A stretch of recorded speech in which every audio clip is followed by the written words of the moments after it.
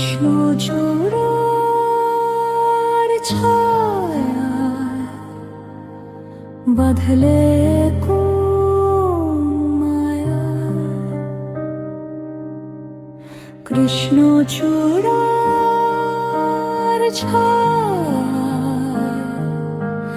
বাঁধলে কোন মায়া।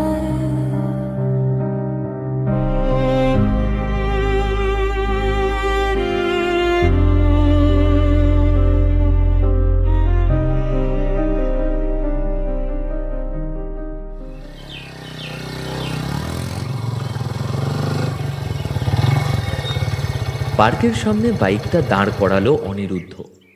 চারিদিকে এক ঝলক তাকিয়ে তারপর বাইকটা লক করে শীষ দিতে দিতে পার্কের ভেতরে ঢুকলো সে।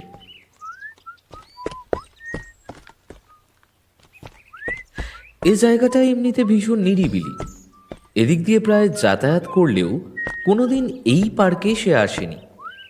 আজ হঠাৎ উষার ফোন পেয়ে তড়ি ঘড়ি চলে এলো।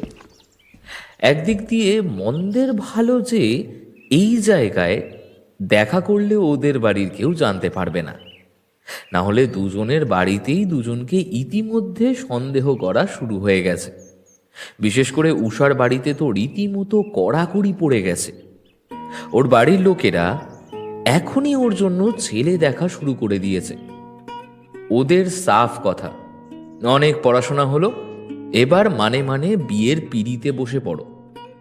বিয়ের পর যদি শ্বশুর বাড়ি চায় তাহলে পড়াশোনা চালাতে পারবে। একই কেস অনিরুদ্ধর বাড়িতেও। তবে তার বাবা বিয়ের পিঁড়িতে বসাতে চাইছেন না, বরং তিনি চাইছেন ছেলে পড়ালেখার পাঠ তুলে দিয়ে এবার পৈতৃক ব্যবসায় বসুক। তার বক্তব্য, আমার ঠাকুরদাদা পাঠশালা পর্যন্ত গিয়েছিলেন, আমার বাবা ম্যাট্রিক ফেল, আমি উচ্চ মাধ্যমিক পরীক্ষায় 3 বছর ধেরিয়ে খামা দিয়েছি, আর তো দাদা বিএ পরীক্ষায় সাপ্লি পেয়ে কলেজের পথ ছেড়েছে। সে তুলনায় তুই তো অনেক দূর পর্যন্ত পড়েছিস, একেবারে বিকম ফার্স্ট ক্লাস করে চার্টার্ড অ্যাকাউন্টেন্ট পড়ছিস। হ্যাঁ, কিন্তু আর না বাবা, আমার একটু থামো। তুমি যদি সব পড়া একাই করে নাও তাহলে আমার বংশধরটা কি পড়বে? হ্যাঁ, কাজেই কলেজের গলি ছেড়ে বাপের গদি আলো করে একটু বসো চাঁদ। পড়াশোনায় তোমার পিছনে যত খরচ করেছি তার দ্বিগুণ উসুল করে দাও দেখি। হ্যাঁ, পড়াশোনার বাকি পথটা না হয় বংশধরদের জন্যই তোলা থাক, নাকি? হ্যাঁ, সংসারে বাবার কথাই শেষ কথা, কেউ তার ওপর উচ্চবাচ্য করতে পারে না, শুধু ঠাকুমা ছাড়া। অনিরুদ্ধকেও ঠাকুমা ভীষণ ভালোবাসেন। বলা যায় অনিরুদ্ধ যে কলেজে পড়াশোনা করছে তার মূল কারণ ওর ঠাকুমা। ঠাকুমার আশকারাতেই সে প্রতি বছর বাবার কাছ থেকে রক্ষা পায়।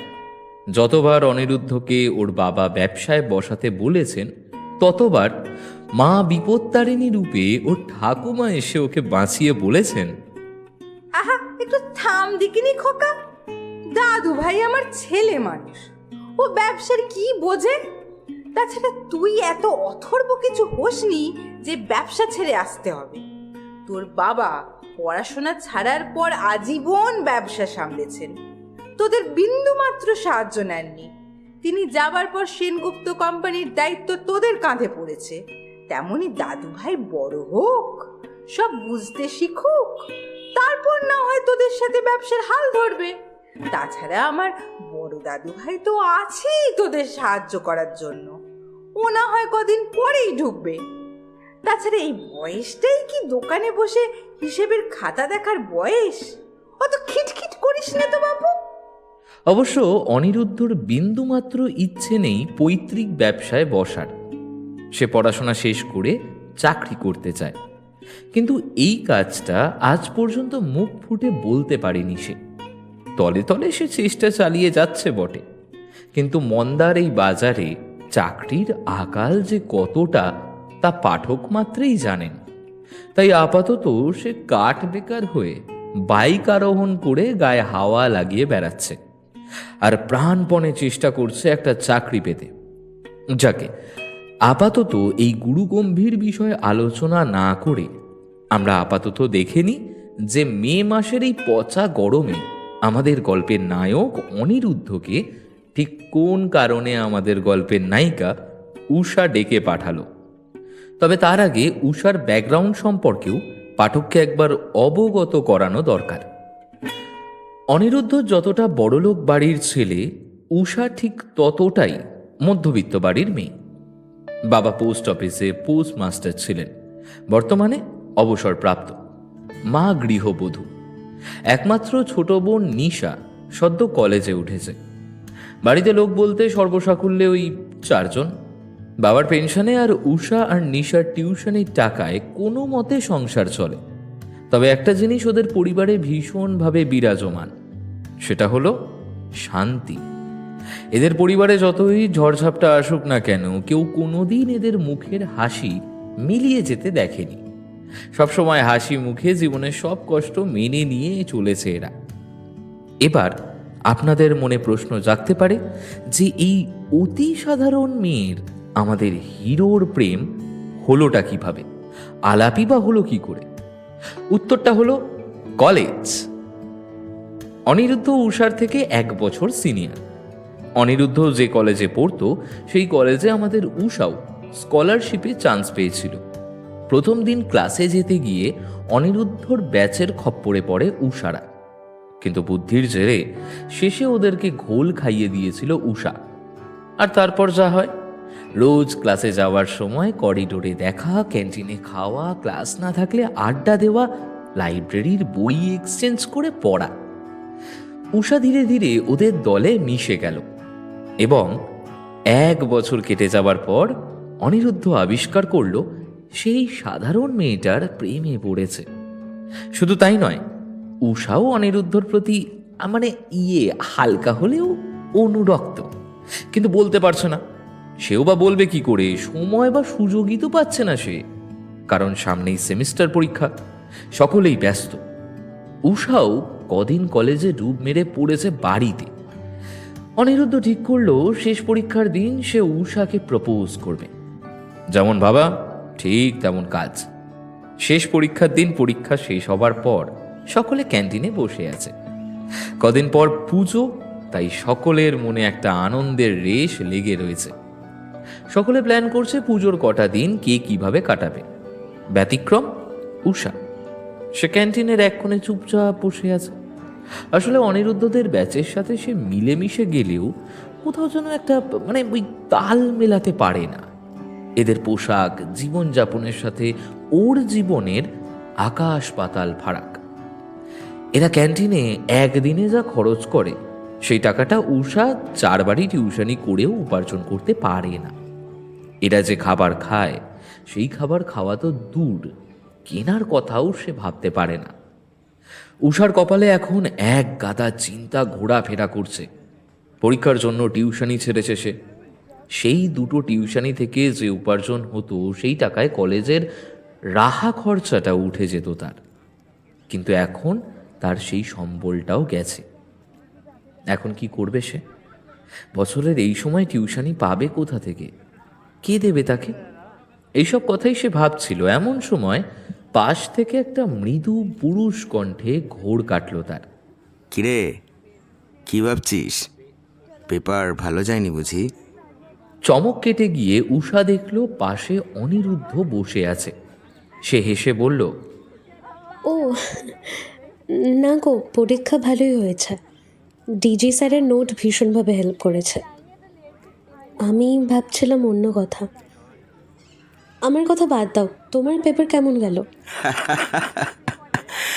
আর কেমন যাবে, প্রতি সেমিস্টারে যেমন যায় তেমনই গেল। এবারও সাপ্লি পাবো নির্ঘাত। জানিসই তো, সারা সেমিস্টারে যা টোটো করে ঘুরে বেড়াই, পড়াশোনা হবে কি করে? মিথ্যুক রে বাবা, তুমি সাপ্লি হতেই পারে না। মানছি গোটা সেমিস্টারে তুমি তোমার পক্ষীরাজে সবার হয়ে সে যদি দিদের সাথে ঘুরে বেড়াও, কিন্তু পরীক্ষার সময় তুমি একদম সিরিয়াস। কাজে ওসব জব অন্য কাউকে দিও। আরে না রে, সত্যি বলছি, এবারে সেমে আমি অতটা মন বসাতে পারিনি। বললেই হলো। তা কিসে মন আটকে গেল শুনি? কাজল দি, সেজুতি দি না নয়না দি? এই মেয়ে, তুই কিন্তু ভুলে যাচ্ছিস আমি তোর সিনিয়র। হ্যাঁ, সেই হিসেবে তোর আমাকে সম্মান দেওয়া উচিত। কাঁচকলা, তোমার মতো সিনিয়রকে সম্মান দিতে আমার বই গেছে। বটে। আচ্ছা দাঁড়া, দেখাচ্ছি মজা। এই স্নেহা, কাজল, সেজুতি, দেবাশিস, শুনে যা তো তোরা, তোদের আদরের এই জুনিয়র জিনিয়াস কি বলছে। এই এই, কি হচ্ছেটা কি? এরকম হল্লা করছো কেন বলো তো? যা বাবা, ক্যান্টিনে চেঁচাবো না তো কোথায় চেঁচাবো? হ্যাঁ, উফ, এত বকো কেন তুমি বলো তো? তুই বা এত কি ভাবিস বলতো? সে তুমি বুঝবে না। নিম্ন মধ্যবিত্ত বাড়ির ছেলেমেয়েদের হাজারটা চিন্তা থাকে। তোমাদের মতো আরামের জীবন নাকি যে উঠলো বাই তো মন্দারমণি যাই। আচ্ছা আচ্ছা, ঠিক আছে, সরি টু ডিস্টার্ব ইউ। তা সকাল থেকে পেটে কি কিছু পড়েছে, নাকি উপোস করেই পরীক্ষা দিতে আসা হয়েছে? হ্যাঁ, আমার খিদে পাইনি অনিরুদ্ধতা, তোমার খিদে পেলে খেয়ে নাও। সে খেতেই পারি, কিন্তু আমার সাথে বসা মানুষটা হাঁ করে তাকিয়ে থাকবে আর আমি গোদ গোদ করে গিলবো, তা তো হবে না। শেষে আমার পেট খারাপ হলে দায় কে নেবে? হ্যাঁ, উফ, কি বলতে এসেছো বলো না। বলছি বলছি, আগে মুখে কিছু তুলে নি। সেই সকালবেলা বেরিয়েছি, বুঝলি তো। দাঁড়া, হরিদা, দুটো ডিম টোস্ট আর দুটো চা। হ্যাঁ, আমার খাতায় লিখে নিও। বললাম তো খিদে নেই আমার। আমার আছে, চুপ করে বসে থাকতো। টোস্ট আর চা আসার পরে কিছুক্ষণ চুপ করে বসেছিল উষা, তারপর খেতে শুরু করেছে। ওর খাওয়া দেখে বোঝাই যাচ্ছে মেয়েটা সকাল থেকে কিচ্ছু খায়নি। অনিরুদ্ধ খাওয়া থামিয়ে দেখতে লাগলো উষাকে, তারপর খেতে খেতে বলল, তারপর পরীক্ষা তো শেষ আর পুজো তো এসেই গেল। পুজোতে কি প্ল্যান? হ্যাঁ, উষার ডিম টোস্ট খাওয়া শেষ করে চায়ের গ্লাসে চুমুক দিয়ে বলল, আমার আবার প্ল্যান, ওই পুজোর 4 দিন পাড়ার পুজো মণ্ডপে মায়ের সাথে থাকবো। ব্যাস, আর কোনো প্ল্যান নেই? কলকাতার পুজো দেখবি না? না গো, এবার আর হবে না। আসলে বাবার প্রেশারটা বেড়েছে, তার উপর মহালয়ার দিন ঠান্ডা জলে স্নান করে সর্দিও বাঁধিয়েছে, তাই এবার আর বেরোবো না। এদিকে অনিরুদ্ধর মনে একটা দোলাচলের সৃষ্টি হয়েছে। সে বলবে কি বলবে না? বললে যদি মেয়েটা রাজি না হয় তাহলে কি হবে? মেয়েটা যদি তাকে লম্পট ভেবে বসে? একটু আগেই কাজলদের নিয়ে যেভাবে খোঁটা দিল, এতদিনের একটা মিষ্টি সম্পর্ক শেষ হয়ে যাবে। কাজেই বলবে কি বলবে না ভাবতে ভাবতে শেষমেশ বলেই ফেলবে ভেবে কিছুক্ষণ চুপ থাকার পর অনিরুদ্ধ বলে উঠল, উষা, বলো অনিরুদ্ধদা। তোর সাথে একটা কথা ছিল। জানি কি বলবে আমাকে, কিন্তু তা সম্ভব নয়। মুহূর্তের মধ্যে না সবটা গুলিয়ে গেল অনিরুদ্ধর। উষার মুখে এই কথা শুনে বিষম খেয়ে গেল অনিরুদ্ধ। উষা জলের গ্লাসটা এগিয়ে দিতেই সেটা থেকে অল্প জল খেয়ে কোনো মতে নিজেকে সামলে বলল, জানিস মানে? কি জানিস তুই? যেটা বলতে এসেছো, কিন্তু কিন্তু তা সম্ভব নয় অনিরুদ্ধদা। বলে নিজের ব্যাগ নিয়ে বেরিয়ে পড়ে উষা। পেছন পেছন বেরিয়ে আসে অনিরুদ্ধ। উষা দাঁড়া, যাবি না বলছি, দাঁড়া উষা। বলে এগিয়ে গিয়ে করিডোরে উষার হাতটা ধরে অনিরুদ্ধ। উষা পেছনে না ফিরেই বলে, হাতটা ছাড়ো অনিরুদ্ধদা, সবাই দেখছে, একটা বিচ্ছিরি কাণ্ড ঘটে যাবে, প্লিজ হাতটা ছাড়ো। না, ছাড়বো না। আগে বল কি সম্ভব নয়? হ্যাঁ, আর আর আমি যা বলতে এসেছি তা তুই জানলি কি করে? একবার একবার আমার দিকে তাকা উষা, তাকা দেখি। ও মাই গড উষা, তার মানে তুইও? কথায় কাজ হয়। উষা ফিরে তাকায় অনিরুদ্ধর দিকে। অনিরুদ্ধ দেখে উষার চোখের কোল বেয়ে জল প্রায় বেরোবে বেরোবে করছে। কোনো ক্রমে কান্নাটা চেপে রয়েছে মেয়েটা। অনিরুদ্ধ হাতটা ছেড়ে দেয়। বাধাটা কোথায় বলতে পারিস? আমার জীবনযাত্রায়, চরিত্রে, চাকচিক্যে, বংশগরিমায়, নাকি আর্থিক দিক থেকে? উষা নীরবভাবে মাথা নিচু করে দাঁড়িয়ে থাকে। বল না উষা, আমাদের সম্পর্ক সম্ভব নয় কেন? আমার পরিবার ভীষণ সাধারণ পরিবার, অনিরুদ্ধদা। তোমাদের মতো অত জাঁকজমক চাকচিক্যে ভরা জীবন নয় আমার। তোমাদের সমাজে আমি বড়ই ভিমানান। তোমার বাবা একজন সফল ব্যবসায়ী, আর আর আমার বাবা একজন রিটায়ার্ড পোস্টমাস্টার। তোমাদের একদিনে যা হাত খরচ, আমার কাছে তা গোটা বছরের মাইনে। এক কথায়, আমাদের সম্পর্ক যদি হয়ও, তাহলেও বেশি দিন টিকবে না। মাঝখান থেকে আমার জীবন, কেরিয়ার সব নষ্ট হয়ে যাবে। তোমরা ডোনেশন দিয়েই কলেজে ভর্তি হয়েছো, কিন্তু আমাকে রীতিমতো পরীক্ষা দিয়ে নিজের যোগ্যতা প্রমাণ করে স্কলারশিপ নিতে হয়েছে। আমি এখানে তোমাদের মতো সময় কাটাতে আসিনি, অনিরুদ্ধদা। তুমি কদিন পর তোমার বাবার ব্যবসায় বসবে, তাই তোমার কোনো চিন্তা নেই, কিন্তু আমার আছে। আমি এখানে ক্যান্টিনে হই হই করতে, কলেজে বেড়াতে আসিনি। আমি এখানে পড়তে এসেছি। আমার স্বপ্ন ভালো করে পড়াশুনো করে একটা ভালো চাকরি করে আমার পরিবারকে দেখা। এখন যদি আমি তোমার সাথে জড়িয়ে যাই, লোকে নানা রকম কথা বলবে। বামুন হয়ে চাঁদে হাত বাড়িয়েছি, বড়লোক ছেলের মাথা চিবিয়েছি নিজের স্বার্থ সিদ্ধির জন্য। আরও অনেক কথা যা একটা মেয়ে হয়ে আমাকে শুনতে হবে, যা মুখে বলতো আমার রুচিতে বাঁধছে। কিন্তু তুমি ছেলে বলে পার পেয়ে যাবে। তুমি বড় লোকের স্মার্ট, হ্যান্ডসাম, ড্যাশিং ছেলে। আজ আমায় ভালো লেগেছে, কাল অন্য কাউকে ভালোবাসবে, কারণ এটা তোমার কাছে নর্মাল, কিন্তু আমার কাছে নয়। আমি রয়ে যাব কলঙ্কের বোঝা মাথায় নিয়ে। আর রইল আমাদের সম্পর্ক, সেটা কারো পক্ষেই ভালো হবে না। আমাদের মানসিকতার বিস্তর তফাৎ। আজ নয় কাল আমাদের মধ্যে মানসিকতা নিয়ে মতান্তর লাগতে বাধ্য। কাজে এমন একটা সম্পর্ক যার কোনো ভবিষ্যৎ নেই, সেই সম্পর্কটা তেতো হবার আগে আমাদের এখানেই থেমে যাওয়া ভালো। কারণ আমি চাই না এ বিষয়ে কোনো রকম স্ক্যান্ডেল হোক।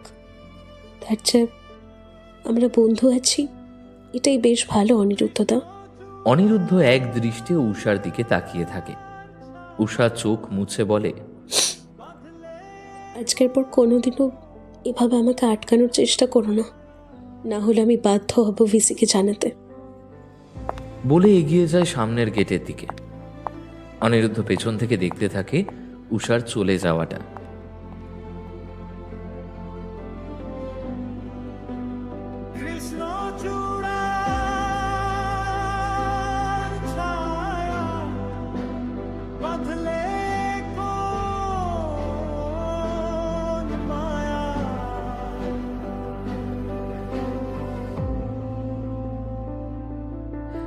তারপর কেটে গেছে 3 মাস। অনিরুদ্ধ আর উষার কাছে এগিয়ে যায়নি। উষাও দূরত্ব বাড়িয়ে দিয়েছে অনিরুদ্ধদের সাথে। এছাড়া বাকি সব একই ছন্দে চলছে। প্রতিবারের মতো কলেজ এবারও সেজে উঠেছে শুক্লা পঞ্চমী তিথির আনন্দে। ক্যাম্পাসের এক কোণে বড় সুদৃশ্য প্যান্ডেল তৈরি করা হয়েছে। সকাল সকাল হোস্টেলের আর কলেজের স্টাফেরা সকলে বাগদেবীর আরাধনায় মগ্ন।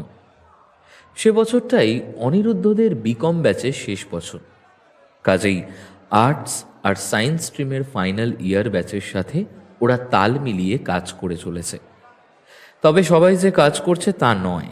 বেশ কয়েকজন একটু থেকেই ফাঁকতালে নিজের প্রেমিকাকে নিয়ে কেটে পড়েছে। সরস্বতী পুজোর দিনে কোন প্রেমিক জোড়া প্রেম না করে পুজোর কাজে হাত লাগায় বলুন তো? আমাদের অনিরুদ্ধ কিছুক্ষণ থেকে বেরিয়ে পড়েছে, তবে ওর সাথে সাওয়ারই কেউ নেই। সে একাই বাইকে সওয়ার হয়ে চলেছে। কোনো গন্তব্য নেই, কোথাও থামা নেই। যেদিকে চোখ দুটো যায় আর বাইকে যতক্ষণ পেট্রোল আছে ততক্ষণ সোজা চলতে থাকো।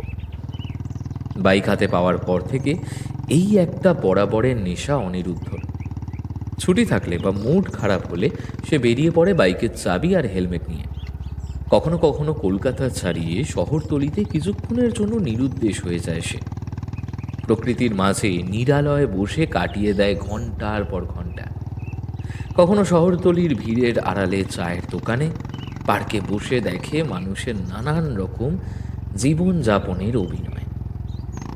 বেশ কয়েক ঘন্টা কেটে যাওয়ার পর সে যখন বাড়ি ফেরে ততক্ষণে তার মুড সম্পূর্ণ পাল্টে গেছে। এরকমই সেদিন সে বেরিয়েছে বাইক নিয়ে। গন্তব্য যথারীতি ঠিক করা নেই। যত দূর গাড়ি চলে চলতে থাকো। চলতে চলতে শহরতলিতে ঢোকার মুখে হঠাৎ করে তার খেয়াল হলো এই দিকের কাছেই উষার বাড়ি। বাইকের গতি স্লো করতে গিয়েও করল না অনিরুদ্ধ। কোনো দরকার নেই, সে যখন নিজেই চাইছে না সম্পর্কটা হোক, তাহলে নির্লজ্জের মতো এগিয়ে লাভ নেই। এই ভেবে বাইকের গতি সে বাড়ালো। বাঁকটা পেরোতেই গলি থেকে একটা মেয়ে আচমকা বেরিয়ে এসে থমকে দাঁড়াতেই চমকে গিয়ে বাইকের ব্রেক কষল অনিরুদ্ধ। কিন্তু ততক্ষণে অনেক দেরি হয়ে গেছে। মেয়েটা বাইকের অনেকটা কাছে চলে এসেছে। অনিরুদ্ধ আর উপায় না দেখে সাইড কাটাতে বাইকের হ্যান্ডেল ঘুরিয়ে দিল। বাইকটা মেয়েটাকে প্রায় ছুঁয়ে বেরিয়ে গিয়ে অনিরুদ্ধ সমেত কাত হয়ে পড়ে গিয়ে কিছু দূর ঘষতে চলে গেল। দৃশ্যটা দেখার পর রাস্তায় যারা ছিল সকলেই ছুটে এলো অনিরুদ্ধর দিকে। মাথায় হেলমেট ছিল বলে অনিরুদ্ধর মাথাটা বেঁচে গেলেও ডান হাতটা বেশ ছড়ে গেছে। ডান পাটাও বেশ যন্ত্রণা করছে। কোনো মতে বাইক সরিয়ে উঠে দাঁড়ালো অনিরুদ্ধ। তারপর বাইকটা স্থানীয়দের সাহায্যে তুলে এক সাইডে দাঁড় করাতে গিয়ে বুঝলো ডান দিকের ইন্ডিকেটরটা গেছে, রংটা ঘষে গেছে অনেকটা। মুহূর্তে মাথাটা গরম হয়ে গেল অনিরুদ্ধ। বাইকটা তার বড় সাধের বাইক। বাইকটার ভীষণ যত্ন নেয় সে। অ্যাক্সিডেন্টের জন্য দায়ী মেয়েটা। ওরকম হুট করে রাস্তার মাঝখানে এসে দাঁড়িয়ে গেল, না হলে তো সে সোজা বেরিয়ে যেত। মেয়েটাকে কষে ধমক লাগাবার জন্য পেছনে ফিরে তাকালো সে। চাঁদতারা দেখেছেন, আসল লোকের কথাই আমি বলিনি। সেই তখন থেকে গৌরচন্দ্রিকা করে চলেছি। ওই যে মেয়েটা যাকে বাঁচাতে গিয়ে আমাদের অনিরুদ্ধ এত কাণ্ড করে বসলো, সে আর কেউ নয়, আমাদের উষার বোন নিশা। দিদির সাথে পাড়ায় পুজোয় অঞ্জলি দিতে বেরিয়েছিল। পেছনেই ছিল উষা। উষা দেখলো হাঁটতে হাঁটতে নিশা আচমকা গলির সামনের রাস্তায় থমকে দাঁড়িয়েছে, আর ওর খুব কাছ থেকে বাইকের হর্নের সাথে ব্রেক কষার শব্দ। মুহূর্তের মধ্যে একটা হলুদ বিদ্যুৎ শিখা নিশাকে ছুঁয়ে চলে গেল, আর পরক্ষণে ভারী কিছু একটা রাস্তার ওপর পড়ে ঘষতে যাবার শব্দ শুনতে পেল উষা। সঙ্গে সঙ্গে দৌড়ে এলো সে বোনের কাছে। সদ্য মৃত্যুর হাত থেকে বেঁচে আতঙ্কে তখন নিশার হাত পা ঠান্ডা হয়ে গেছে। উষা এগিয়ে এসে বোনকে জড়িয়ে ধরল, তারপর তাকালো অ্যাক্সিডেন্টের জায়গাটার দিকে। আরোহী বাইক ছেড়ে উঠে দাঁড়িয়েছে। আশেপাশের লোক জড়ো হয়েছে একটু। সকলে মিলে বাইকটাকে তুলে দাঁড় করালো। কেউ বাইক আরোহীর দোষ দেখছে, কেউ নিশার। বাইক আরোহী ওদের দিকে ধীরে ধীরে লেংচে লেংচে এগিয়ে এলো। দেখেই বোঝা যাচ্ছে লোকটা বেশ জখম হয়েছে। লোকটা কাছে এসে হেলমেট খুলতেই পায়ের তলা থেকে মাটি টলে উঠল উষার। এ কি, এ যে অনিরুদ্ধতা! এ কি হাল হয়েছে ওর! এ কি অবস্থা অনিরুদ্ধর! মেয়েটাকে ধমক দেবে ভেবে এগিয়ে আসতেই উষাকে দেখে অবাক হয়ে গেছে সে। তারপর সে মেয়েটাকে চিনতে পেরেছে। কাছে এসে সে বলল, তুমি ঠিক আছো তো? লাগেনি তো তোমার? না না, আমি ঠিক আছি। বেশ, তবে রাস্তাঘাটে দেখে চলাফেরা করবে তো। এখনই আমি গাড়ি না ঘোরালে কি হতো বলো তো? অন্য কেউ হলে তো আর দেখতে হতো না। এরপর থেকে সাবধানে চলাফেরা করবে, বুঝেছো? ওর কথা ছেড়ে দিয়ে নিজের দিকে তাকাও অনিরুদ্ধদা। তোমার তো ভালো রকম ব্লিডিং হচ্ছে। পায়ের দিকে আর পাঞ্জাবির হাতে রক্তে মেখে গেছে। ও কিছু হয়নি আমার, একটু ছড়ে গেছে। তবে বাইকটা একটু জখম হয়েছে বই কি, ও ম্যানেজ করে নেবো, থাক। ওসব ডায়লগ বাজে কলেজে দেবে। দেখি, ইস কি ভীষণভাবে ছড়ে গেছে। না না, এখনই ফার্স্ট এড করা দরকার। বলে অনিরুদ্ধর পাঞ্জাবির হাতা তুলে ক্ষতটা দেখে জড়ো হওয়া মানুষদের মধ্যে একজনকে দেখে বলে উষা, মঙ্গল কাকা, একটু তোমার দোকানটা খুলবে? এনাকে মনে হচ্ছে ফার্স্ট এড দিতে হবে। মঙ্গল কাকা মাথা নেড়ে এগিয়ে যান। এগিয়ে যায় তার দোকানের দিকে। কাছেই ছোটখাটো একটা ডিসপেন্সারি মঙ্গল কাকা। মঙ্গল কাকা দোকানের শাটার তুলে কিছুক্ষণের মধ্যে ওষুধপত্র নিয়ে এসে প্রাথমিক চিকিৎসা করে টেট ব্যাগ দিয়ে দেন। অনিরুদ্ধ তাকিয়ে দেখে উষা ততক্ষণে নিশাকে নিয়ে চলে গেছে। মঙ্গল কাকা চিকিৎসা করতে করতে বলেন, এমনি ভয়ের কিছু নেই, তাও আপনার এলাকার ডাক্তারকে একবার দেখিয়ে নেবেন, কেমন? বাড়ি কোথায় আপনার? এদিক ওদিক তাকিয়ে হতাশ গলায় নিজের ঠিকানা বলে অনিরুদ্ধ। ও বাবা, সে তো অনেক দূর। তা এত দূর কি মনে করে এলেন? কোথাও যাবেন? অনিরুদ্ধ চুপ করে থাকে। মঙ্গল কাকা জিজ্ঞেস করেন উষাকে সে কি করে চেনে। অনিরুদ্ধ বোঝে মানুষটা নিঘাত কিছু একটা আন্দাজ করেছেন। এসব জায়গায় সন্দেহের কথা বাতাসের গতিতে রটে। তাই বাধ্য হয়ে সে জানায় সে আর উষা একই কলেজে পড়ে। সে যাচ্ছিল এলাকা পার করে পাশের অঞ্চলে বন্ধুর বাড়িতে। এমন সময় ওদের সাথে আকস্মিকভাবে দেখা হয়ে গেছে বলে সে ইঞ্জেকশনের টাকা দিতে চায়। উষানিশা আমার মেয়ের মতো, তুমি ওদের পরিচিত, তোমার থেকে টাকা কি নিতে পারি বলো? ও ও টাকা লাগবে না, তুমি তুমি যাও। অনিরুদ্ধ তাও জোর করে টাকাটা দিয়ে বেরিয়ে আসে। তারপর বাইকে উঠে বাড়ির উদ্দেশ্যে রওনা দেয়। বাড়ি ফেরার পর কাঁপুনি দিয়ে ভীষণ জ্বর আসে অনিরুদ্ধর। সারাদিন শুয়ে কাটিয়ে দেয় সে। সন্ধ্যাবেলা অনিরুদ্ধর ঘরে ধুনোর ধোঁয়া দিতে গিয়ে ঠাকুমা খেয়াল করে ব্যান্ডেজটা। তারপর চিৎকার করে বাড়ি মাথায় তোলেন। পাড়ার ডাক্তার কাকা এসে ব্যান্ডেজ খুলে ক্ষত পরীক্ষা করে সবটা জিজ্ঞেস করে জেনে নিয়ে ওষুধ লিখে দিল। তারপর শান্ত হন। কিন্তু এক সপ্তাহ অনিরুদ্ধকে বাড়ির বাইরে যেতে বারণ করে। বাধ্য হয়ে ঠাকুমার নির্দেশ মানতে হয় অনিরুদ্ধকে। এক সপ্তাহ পর কলেজে দেখা দুজনের।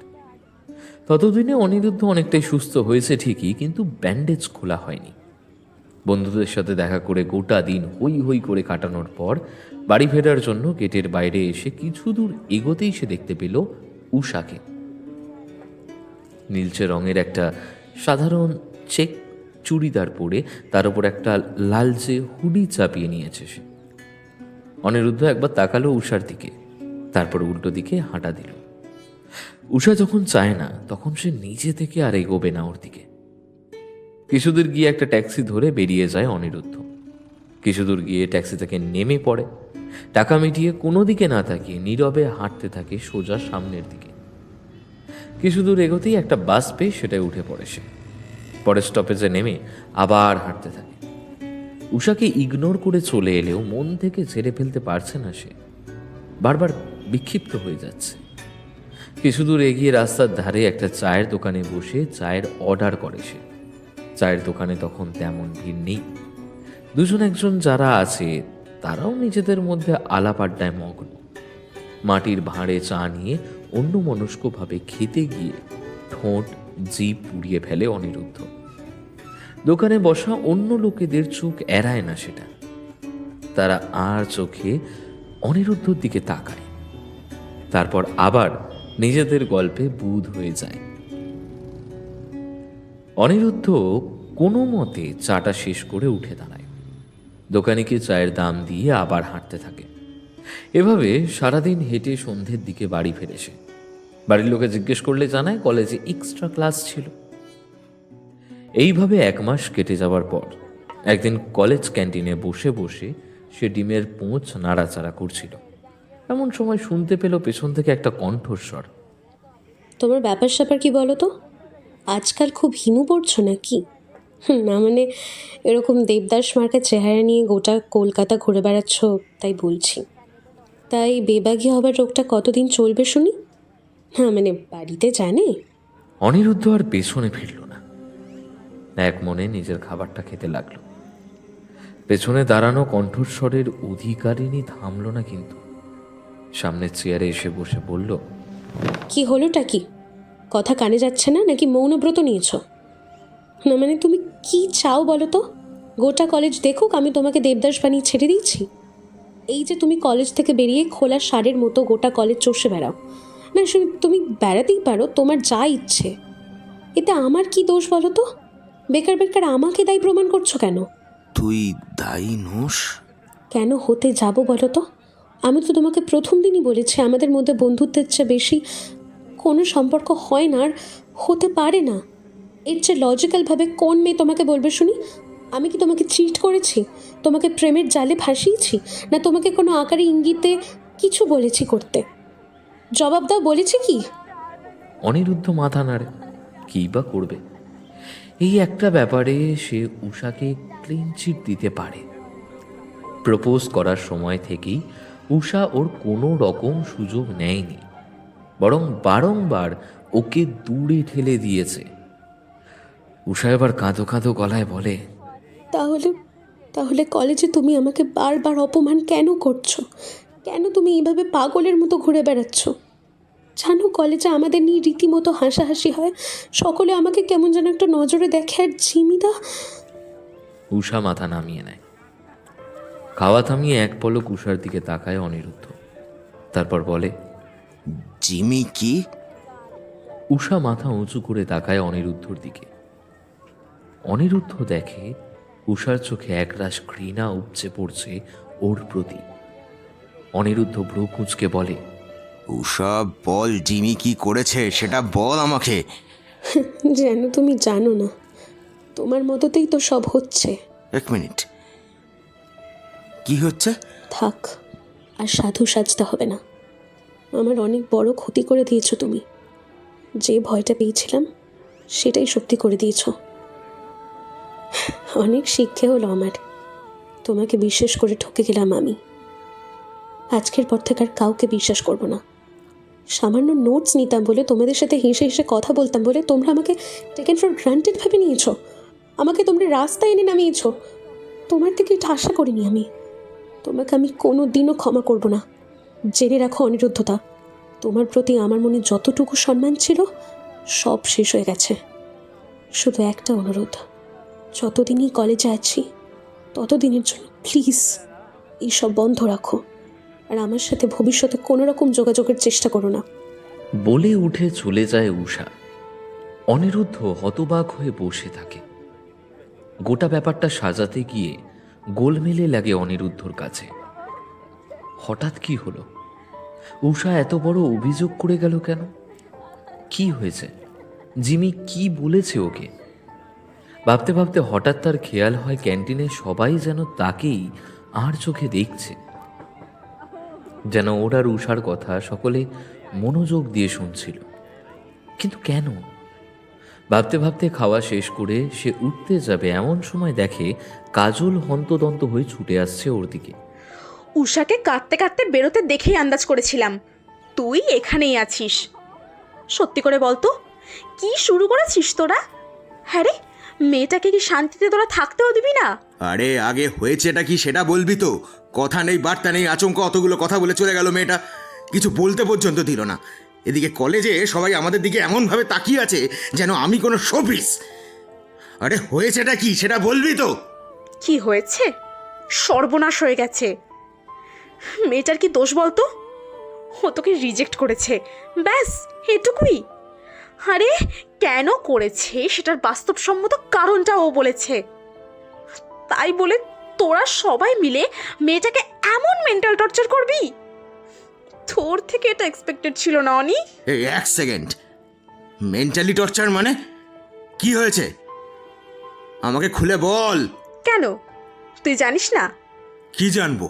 মানে তুই সত্যি জানিস না জিমি যে বলেছে? আরে ধুর বাবা, সেটাই তো জানতে চাইছি তখন থেকে। জিমি কি বলেছে? জিমি যে বলেছে তুই ওকে বলেছিস তুই উষাকে ভালোবাসলেও ও নাকি তোকে ল্যাজে গোবরে খেলিয়ে ধোপার কুকুরের দশা করে দিয়েছে। বাকি কথাগুলো আর অনিরুদ্ধর কানে ঢুকছিল না। কান মাথা সব ঝালাপালা হয়ে আসছিল। তার মানে উষা এই সব বিশ্বাস করে ওকে? ছি ছি ছি ছি। অসহায়ের মতো দুহাতে মাথা চেপে বসে থাকে অনিরুদ্ধ। তারপর আচমকা উঠে দাঁড়িয়ে কাজলের দিকে তাকিয়ে ঠান্ডা গলায় জিজ্ঞেস করে, জিমি কোথায়? ধুস, আবার সেই একই ভুল হয়ে গেল।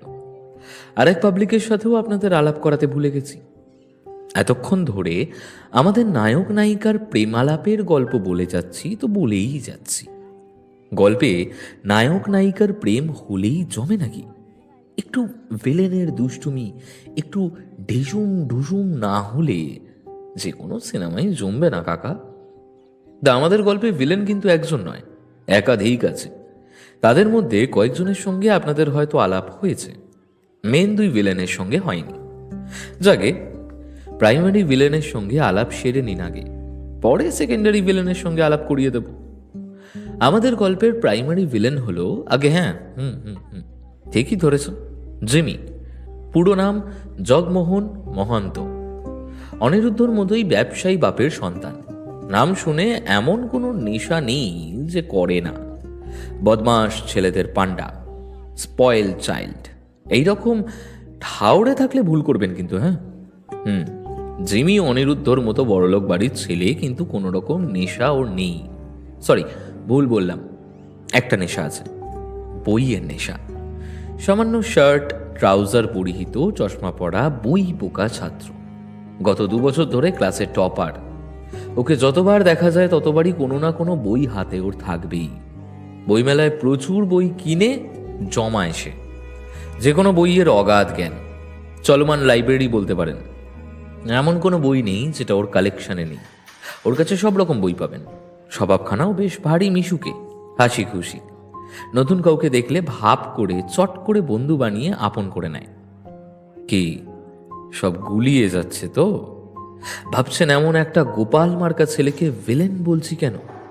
কারণ আপাদমস্তক এই নন্তা মার্কা সুবোধ বালকটির একটা মারাত্মক অন্ধকার দিক আছে। বন্ধুরা ওকে জিমি ডাকে, সেটা আদেও ওর নামের আদ্যাক্ষর হিসেবে নয়। ওদের জিমির মানে হলো জিনিয়াস মেইনস, মানে বুদ্ধিমান দোষী। কেন? তাই তো, তাই বলছি একটু সবুর করুন না। উফ, আরে হ্যাঁ তো হ্যাঁ, কি বলছিলাম জানো? হ্যাঁ, বুদ্ধিমান দোষী। আমাদের জিমির সব ভালো, কয়েকটা জিনিস বাদে। প্রথমত বইয়ের যত্ন নিতে সে বড্ড ভালোবাসে। বইয়ের সামান্যতম অবহেলা সে সহ্য করতে পারে না। দ্বিতীয়ত, জীবনে কোনো দিন সে প্রথম ছাড়া দ্বিতীয় হয়নি, কাজেই সহজে হার স্বীকার করে না। তৃতীয়ত, একবার যেটা ঠিক মনে হয় সেটাই করে ছাড়ে, কেউ ওকে টলাতে পারে না। চতুর্থ, না শুনতে পারে না। পঞ্চমত, এটা গোপনীয়ই থাক, যথাসময়ে জানা যাবে।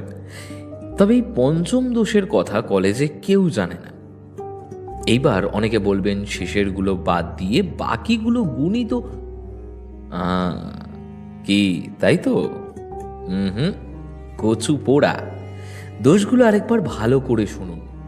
বইয়ের সামান্য অযত্ন হলে যার দ্বারা হয়েছে তাকে দিয়ে নতুন বই কিনিয়ে ছাড়ে, সে যেই হোক না কেন। এবারে বলবেন এতে কি আছে, সামান্য কটা টাকাই তো। আগে কোনোদিন কলেজ স্ট্রিটে গিয়ে কোনো ব্র্যান্ড নিউ বইয়ের দাম খোঁজ করে দেখবেন কত করে পড়ে। এবার কল্পনা করুন একজন মধ্যবিত্ত স্টুডেন্টের কাছ থেকে প্রায় সর্বাধিক 100 টাকার মতো। এবার বইটার দাম ধরুন 200 কি 300-র মতো। সেই স্টুডেন্টের জায়গায় আপনি হলে কি বলবেন? ভাই, আপাতত এই কটা টাকা আছে, এটা রাখ, পরে দিয়ে দেব। অন্য কেউ হলে মেনেও নিত, কিন্তু জিমি মানবে না। ও যেন তেন প্রকারণে সেই দিনই নতুন বই আপনাকে দিয়ে কেনাবে। এবার আপনি উচ্চবিত্ত কিংবা মধ্যবিত্ত হলে টাকাটা তেমন ম্যাটার করবে না, বরং পকেট মানির ভার কিছুটা লাঘব হবে।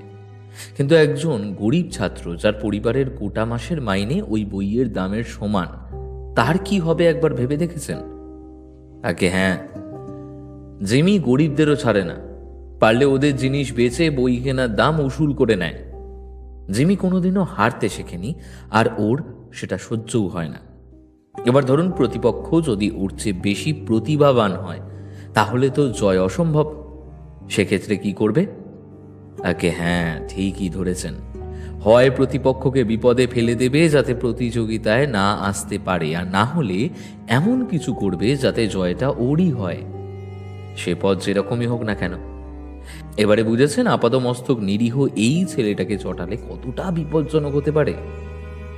এবার আপনার মনে প্রশ্ন জাগতে পারে, এই ছেলের কোন পাকা ধানে উষা মই দিয়েছে যে এইভাবে ছেলেটা মেয়েটার সম্মানে দফা রফা করে দিয়েছে? সেটা জানতে হলে আমাদের ফিরতে হবে আবার সিনে।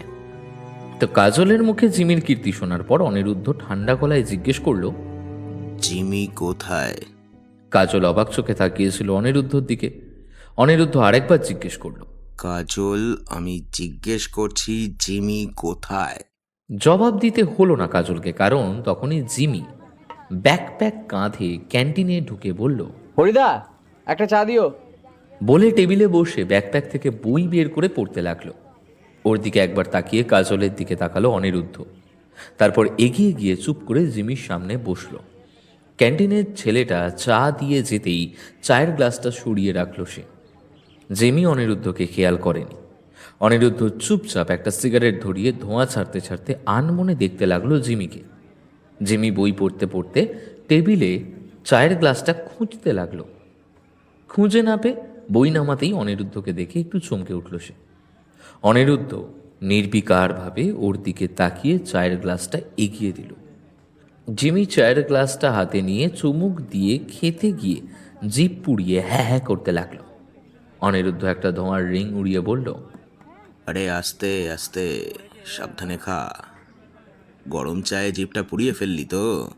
জিমি চায়ের গ্লাসটা টেবিলে রেখে হাসি মুখে তাকালো। নির্বিকারভাবে ওর দিকে তাকিয়ে অনিরুদ্ধ বলল, তোর সাথে কিছু কথা ছিল জিমি। হ্যাঁ হ্যাঁ বল না। সেরকম কিছু না, ওই কয়েকটা জিনিস জানার ছিল আর কি। তা বলছি, কটা বই আমাকে ধার দিবি? আসলে সামনেই তো পরীক্ষা, কিছু নোটসের জন্য নিতাম আর কি। হ্যাঁ হ্যাঁ হ্যাঁ হ্যাঁ শিওর, বল না কি বই চাই।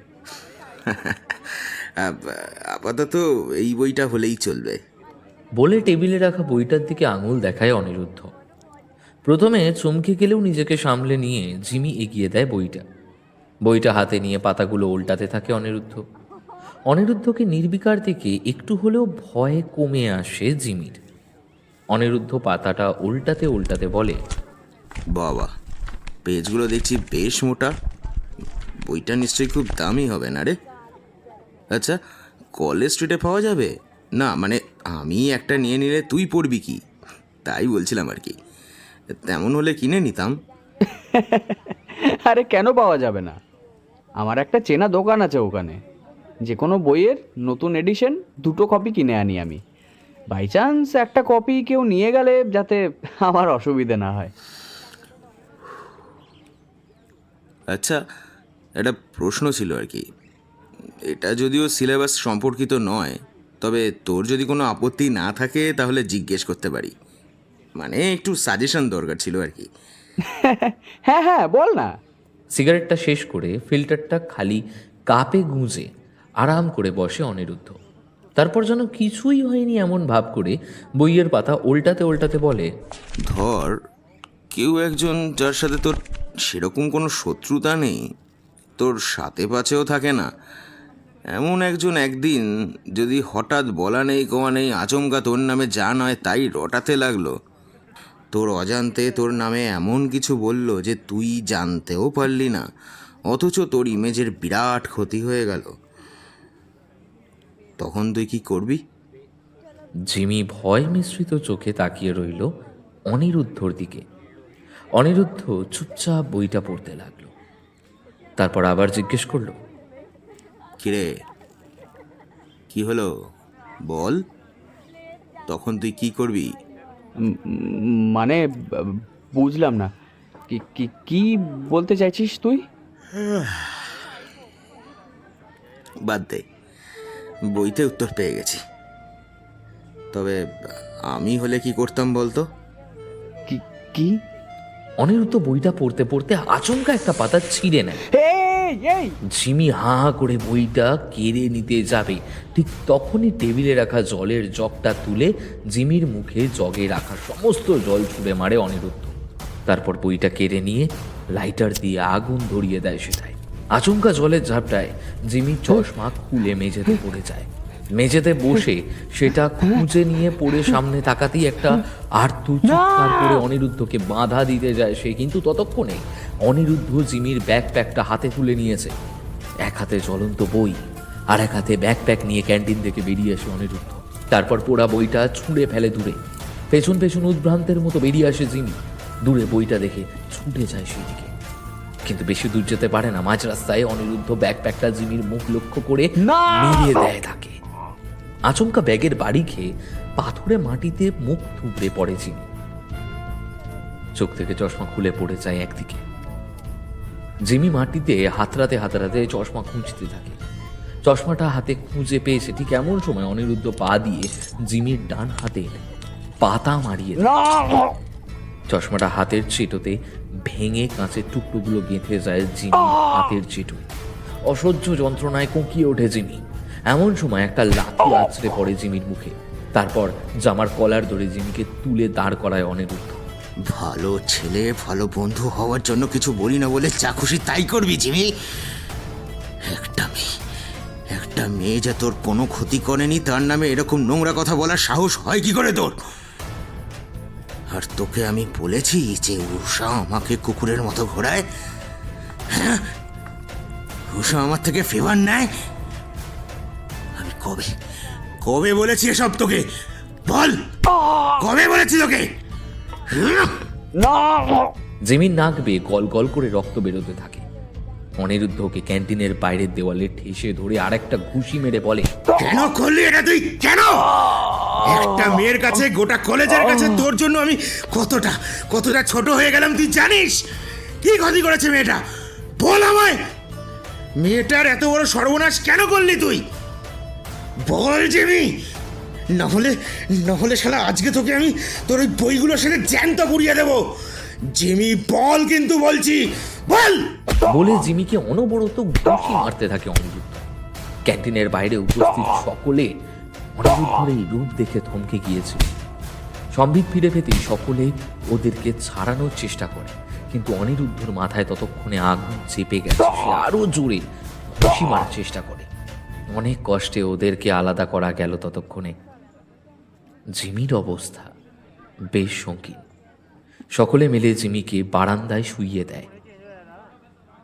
মুখ চোখ ফুলে ঢোল, নাক দিয়ে ঠোঁট দিয়ে অনবরত রক্ত বুক ভেসে যাচ্ছে, কিন্তু তাতেও কোনো হেলদোল নেই জিমির। কিছুক্ষণ খাবার পর সে উঠে বসে। ক্ষতি করেনি আবার? আমার মস্ত বড় ক্ষতি করেছে তোর ওই বুলবুলি।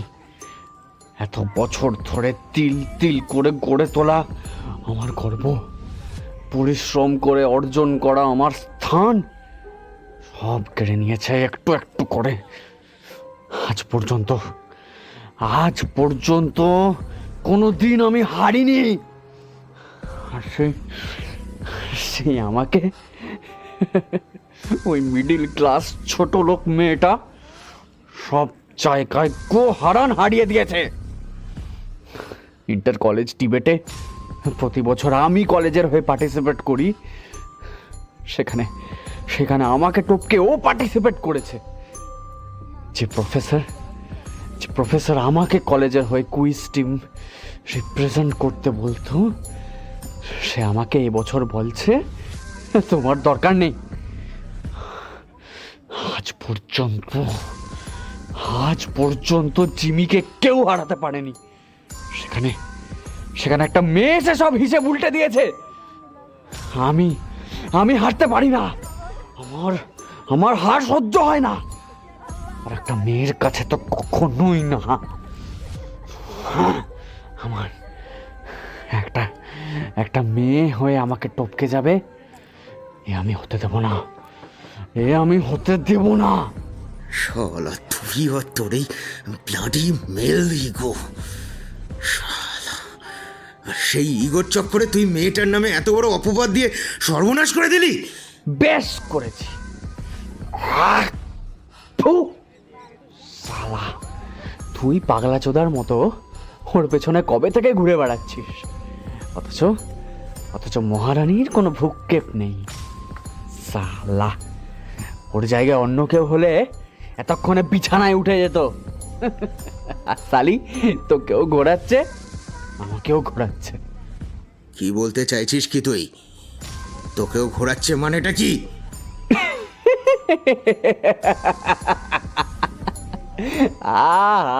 চাঁদ, বোঝো না যেন, নোটস নিচ্ছে, হেসে হেসে গায়ের উপর গড়াচ্ছে, অথচ প্রেমের কথা বলছে ওসব করতে আসেনি। ঠং, একটা মেয়ে মানুষ হয়ে ছেলেদের সাথে ঢোলে সতীপনা চোদাচ্ছে। ওরকম সতী আমার বহুত দেখা আছে। শুধু বলেছিলাম অনি পাত্তা দেয়নি তো কি হয়েছে, আমি দেব। অনি যে নোটস দিত সব আমি দেব, সব আমি দেব। যে সাজেশন দিত তার চেয়ে বেটার সাজেশন দেবো। শুধু শুধু ও যেটা অনির সাথে করে সেটা আমার সাথে করুক। শুনে শালির কি দেমাগ, গোটা লাইব্রেরির সামনে আমাকে আমাকে থাপ্পড় মেরে দিল। আমি আমি সালা জগমোহন মহান্ত, আমার গায়ে হাত কেন? কেন আমি বা তোর চেয়ে কম কিসে? তোর চেয়ে অনেক বেশি পারফরমেন্স পাওয়ার আমার। তুই যে সুখ দিয়েছিস তার চেয়ে 1.5 গুণ বেশি সুখ দিতাম, চাইলে টাকাও দিতাম। কিন্তু মাগির গুমর খুব। ওর গুমর যদি নেয়া ভেঙেছি তাহলে আমি পুরুষই নই। হয় ওকে বাধ্য করবো আমার রুমে আসতে, না হলে ওই মেয়েকে কলেজ ছাড়া করব। আর যদি না করতে পেরেছি তাহলে আমার নামে কুত্তা পুষবি তোরা। বলে উঠে দাঁড়িয়ে জামার হাতা দিয়ে নাকের রক্ত মুছতে মুছতে উঠে দাঁড়ায় জিমি। কাজল ওর দিকে তাকিয়ে বলে, ছি জিমি, এত নিচু মানসিকতা তোর? একটা মেয়ে কারোর সাথে হেসে খেলে বেড়ালেই সহজলভ্য হয়ে যায় না কিরে? একটা মেয়ের প্রতি তোর এই মনোভাব, তার মানে আমরাও তোর কাছে সহজলভ্য? এতদিন তোকে আমরা ভুল চিনেছি, এতদিন ধরে তুই আমাদের সামনে ভালো সাজার অভিনয় করে এসেছিস শুধু।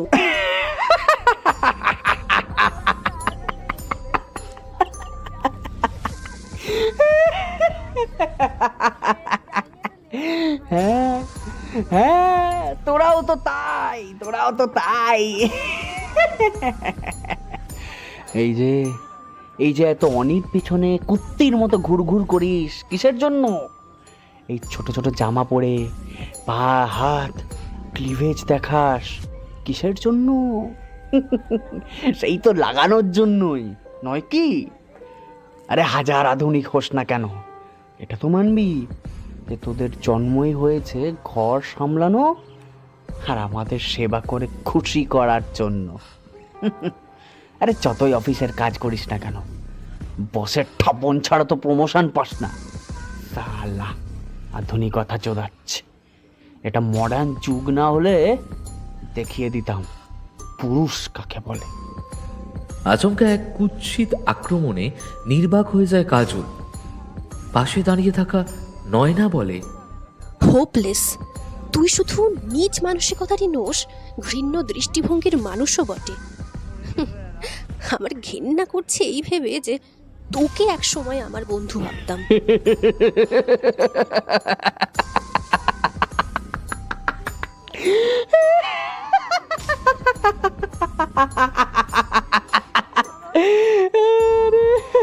আরে সেটাই তো দুর্ভাগ্য আমার, সেটাই তো দুর্ভাগ্য। তুই শুধু আমাকে বন্ধু ভাবলি বলে কিছু করতে পারেনি। প্রেমিক ভাবলে এতদিনে তোকেও পরখ করা হয়ে যেত আমার।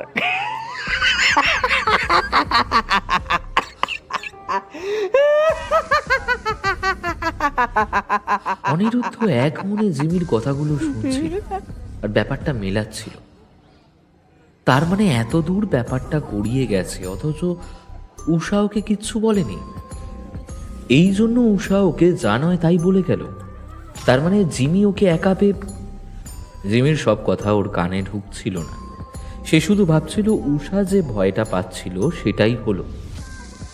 একটা বিচ্ছিরি স্ক্যান্ডেল ঘটলো ওদের নিয়ে, যেখানে ওদের কোনো ভূমিকাই নেই। অনিরুদ্ধ বুঝতে পারছিল ঠিক কতটা ভুল বুঝে আর অভিমানে উষা এভাবে চলে গেল। ওকে আত্মপক্ষ সমর্থনের সুযোগ পর্যন্ত দিল না।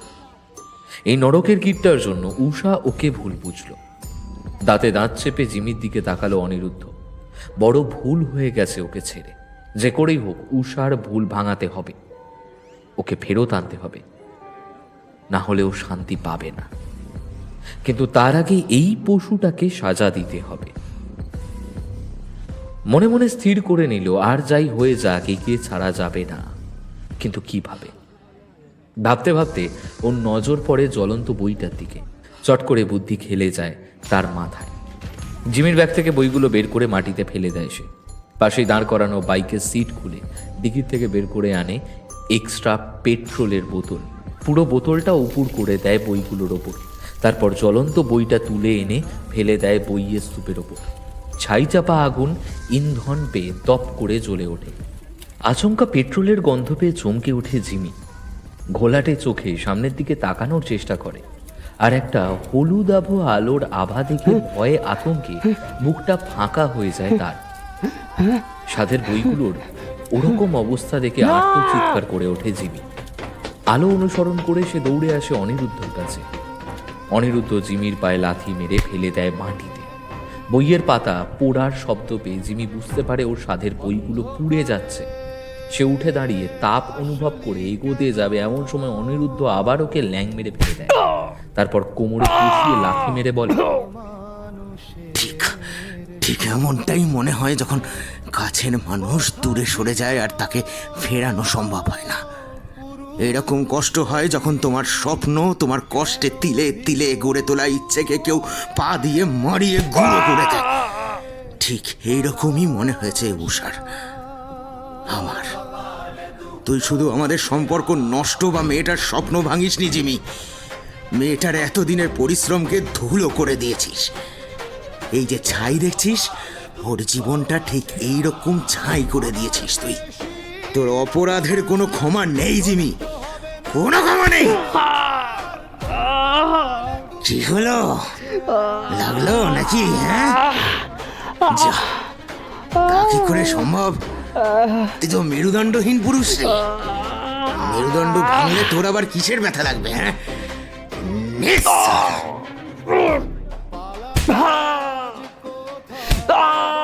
এবার আর কেউ অনিরুদ্ধকে থামাতে আসে না। মাটিতে পড়ে গোঙাতে থাকে জিমি। খাবি খেতে থাকে বইয়ের ধোঁয়া। বইয়ের ছাই ধোঁয়া জিমির চোখে ঢোকে। ধোঁয়ায় চোখ জ্বলতে থাকে তার। সেই ধোঁয়া ক্রমশ কুণ্ডলি পাকিয়ে উঠে যায় আকাশে।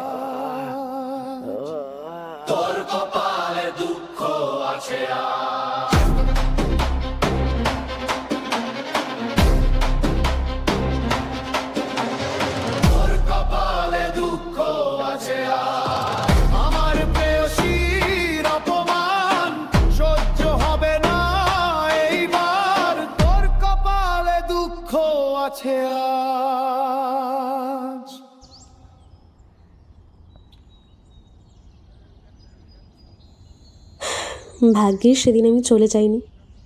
সেজু দিদির কথা শুনে ঠিক সময় পৌঁছেছিলাম, না হলে তো তুমি জিমিদাকে মেরেই ফেলতে। তোমার ভাগ্য ভালো জিমিদার পরিবার তোমাকে পুলিশে দেয়নি। জিমিদা তো পরে ক্ষমাও চেয়েছিল, মনে আছে? সে কি কান্না আমার হাত ধরে হাসপাতালে।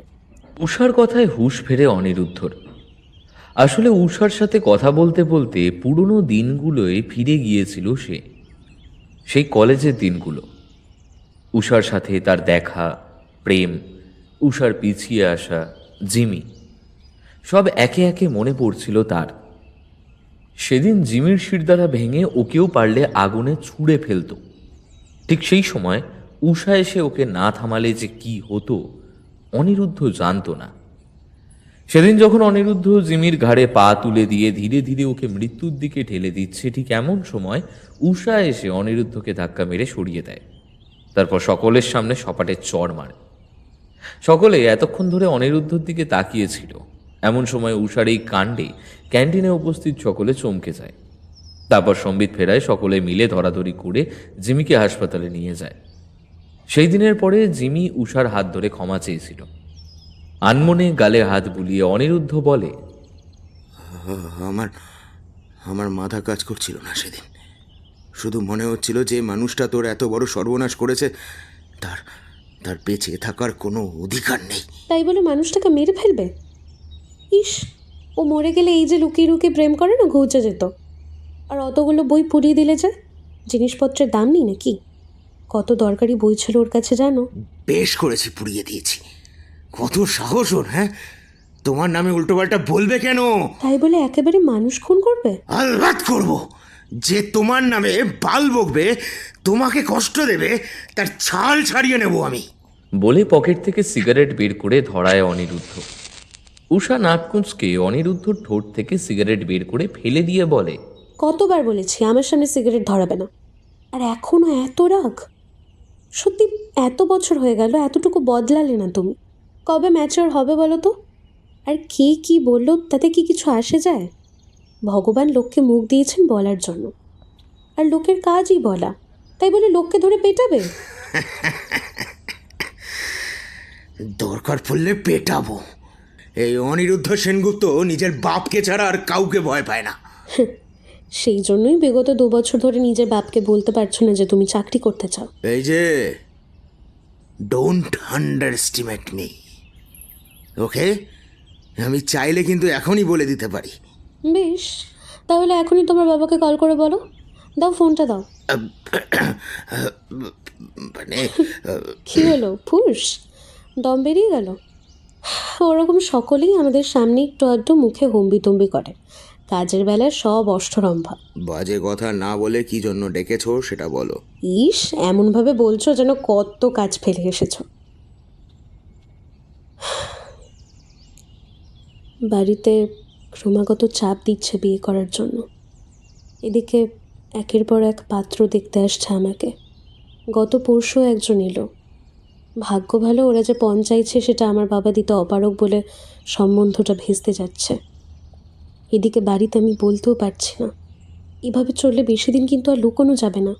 জানি উষা, জানি, আমি সবটাই জানি, কিন্তু কি করব বলো?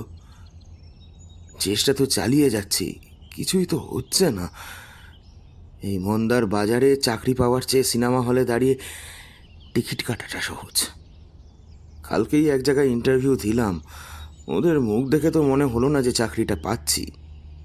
আর সরকারি চাকরি তো একেবারে হিরের আংটির মতো। হয় পরীক্ষায় র্যাঙ্ক করে নেতাদের পা ধরো, না হয় টাকা দিয়ে পোস্ট কিনে ফেলো। এই দুটো পথের মধ্যে প্রথমটা আমার দ্বারা হবে না, আর পরেরটা আবার তোমার পছন্দ হবে না। তাহলে কি করা যায় বলো তো? কিছু একটা উপায় তো বের করতেই হবে। বাড়িতে আমাদের সম্পর্ক নিয়ে জানাজানি হলে অশান্তির শেষ থাকবে না। এভাবে রোজ রোজ তার পাত্র আমায় রিজেক্ট করবে না। আর একবার বিয়ে ঠিক হয়ে গেলে বিয়ের মণ্ডপ থেকে না তুলে আনবো তোমাকে, দেখি শালা কে আমাকে আটকায়। আমাকে ছেড়ে অন্য কাউকে বিয়ে করবে তুমি? সাহস হয় কি করে? হাসতে, তুমি কি পাগল? এইভাবে চিৎকার করছো কেন? আলবাত করব, আরো বেশি করে করব। আমাকে ছেড়ে তুমি অন্য কারোর সাথে বিয়ের মণ্ডপে বসবে কেন? এই কথা বলার সাহস হয় কি করে তোমার? বলে বেঞ্চ ছেড়ে উঠে দাঁড়ায় অনিরুদ্ধ। উষা এক পলক তাকায় অনিরুদ্ধর দিকে, তারপর দীর্ঘশ্বাস ফেলে বলে, জানতাম। কি জানতে? আমাদের এই সম্পর্ক আর তোমার চাকরি পাওয়া দুটোই এখন 20 পাও জলে। এই কারণেই আমি বলেছিলাম এই সম্পর্ক হবার নয়, কিন্তু তুমি তো বোঝবার পাত্র নয়। এইটা এত বছর আমার সাথে প্রেম করার সময় মনে ছিল না, নাকি অন্য কোনো পয়সাওয়ালা চাকরিরত নাগর পেয়ে মোহ কেটে গেছে?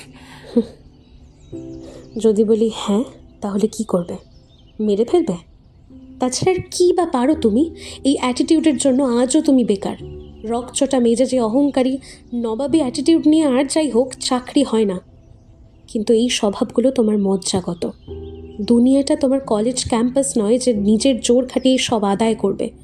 মতের মিল হবে না বলে জিমিদার মতো সকলকে পেটাবে বা রুমের ডেপুটেশনের নামে হল্লা করবে। এটা বাস্তব। এই পৃথিবীটা না তোমার ওই বাইকে চলার সুগম রাজপথ নয়, পাথরে খানাখন্দে ভরা ভাঙাচোরা কাঁচা রাস্তা। এখানে পায়ে হেঁটে চলতে হয়, পদে পদে হোঁচট খেয়ে মুখ থুবড়ে পড়তে হয়, আবার উঠে দাঁড়িয়ে চলতে হয়। হ্যাঁ, তোমার দ্বারা ওসব সম্ভব নয়। প্রথম ইন্টারভিউতে জিন্স টি শার্ট পরে গিয়ে ওদের সামনে মুখে সিগারেট নিয়ে দেশলাই চেয়ে বসলে। দ্বিতীয় ইন্টারভিউতে ফ্যাকাল্টির প্রশ্নের জবাব না দিতে পেরে ওকে মেরে বেরিয়ে এলে।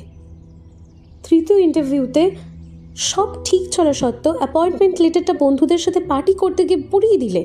এত ক্যালেস তুমি যে চাকরির পরীক্ষার দিন মদ খেয়ে ঘুমিয়ে কাটিয়ে দিলে, তারপরেও বলছো নাকি তুমি চাকরি পাবে? হ্যাঁ, তো দম আসে কোথা থেকে তোমার? অনিরুদ্ধর মনে হয় কেউ যেন গালে সপাটে চড় কষিয়ে দিয়েছে। কান মাথা জ্বালা করছে তার। একটা মিডল ক্লাস মেয়ে তাকে এইভাবে যা নয় তাই বলছে।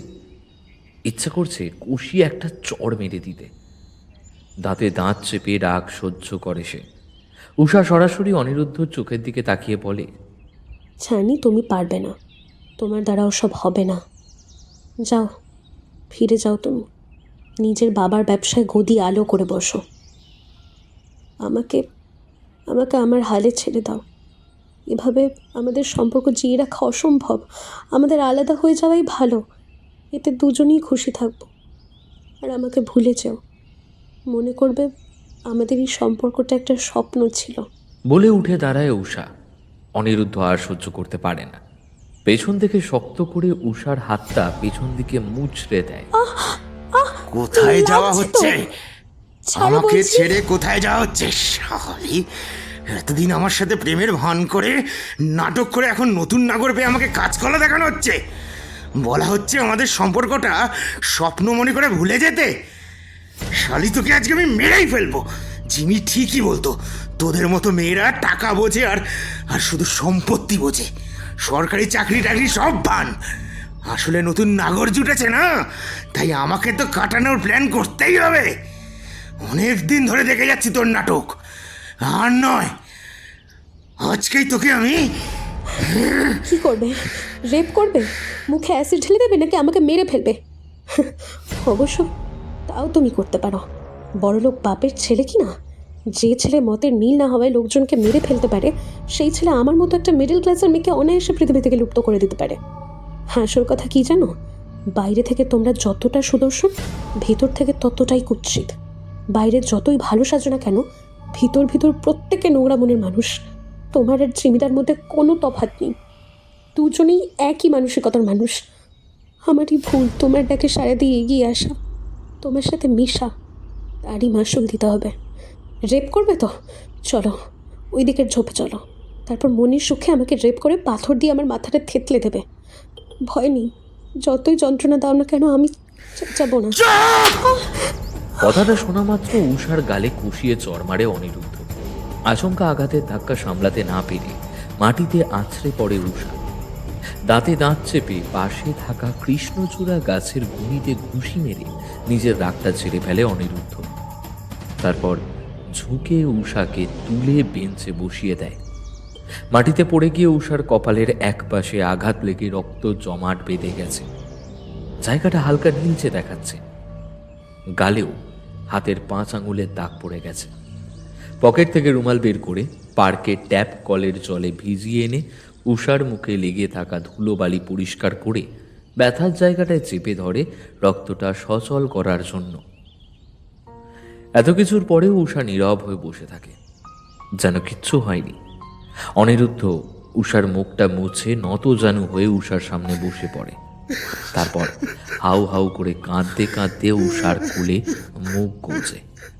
উষা নির্বিকার হয়ে বসে থাকে।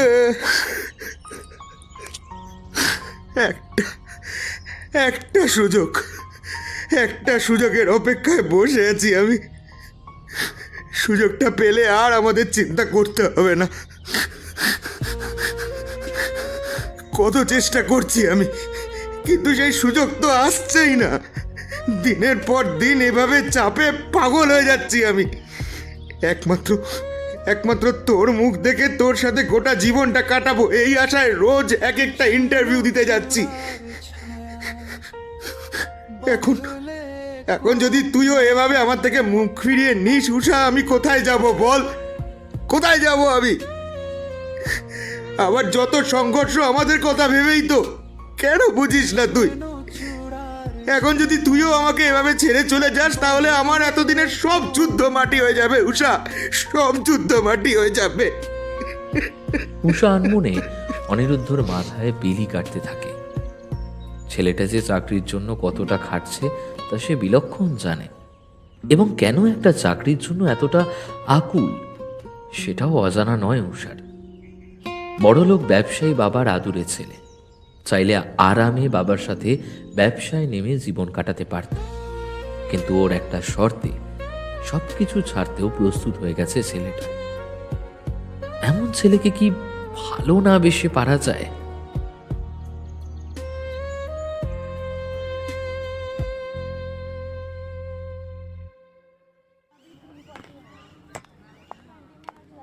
উষা দাঁড়াও, তখন থেকে শুধু পালিয়ে বেড়াচ্ছ। আমি কি বাঘ ভাল্লুক না পুলিশ, হ্যাঁ, যে এভাবে আমাকে দেখলেই ভয় পালাচ্ছিস? তোমাকে ভয় পেতে আমার বই গেছে। পথ ছাড়ো দেখি, ক্লাসে যেতে দেরি হয়ে যাচ্ছে। অনিরুদ্ধকে পাশ কাটিয়ে ক্লাসের দিকে এগিয়ে যায় উষা। উষার পেছন পেছন অনিরুদ্ধ হাঁটতে হাঁটতে বলে, উফ, একটু দাঁড়া না, এত তাড়া কিসের তোর? বিকে স্যারের ক্লাস তো, ও আমি নোট এনে দেবো, চাপ নেই। না, চাপ আছে বলছি তো। হাঁটার গতি বাড়ায় উষা। পেছন পেছন প্রায় দৌড়তে দৌড়তে অনিরুদ্ধ বলে, কিসের চাপ? উষা প্রায় ক্লাসে পৌঁছে গেছে। ক্লাসে ঢোকার আগে সে বলে, পরে বলবো। প্রায় 2 ঘন্টা পরে কলেজের মাঠে দুজনকেই দুদিকে বসে আছে। একজন বইয়ের পাতায় মগ্ন, অপরজন সিগারেটের ধোঁয়ার রিং ওড়ানোয়। তবে একজনের গোমড়া মুখ দেখে মনে হয় সে অপরজনের কোনো কাজে আহত হয়ে অভিমান করে বসে আছে। অপরজনের অবশ্য তাতে কোনো ভ্রুক্ষেপ নেই, সে বইয়ের পাতাতে মগ্ন। বেশ কিছুক্ষণ চুপ করে থাকার পর সিগারেটটা শেষ করে ছুঁড়ে ফেলে মাঠের ওপর।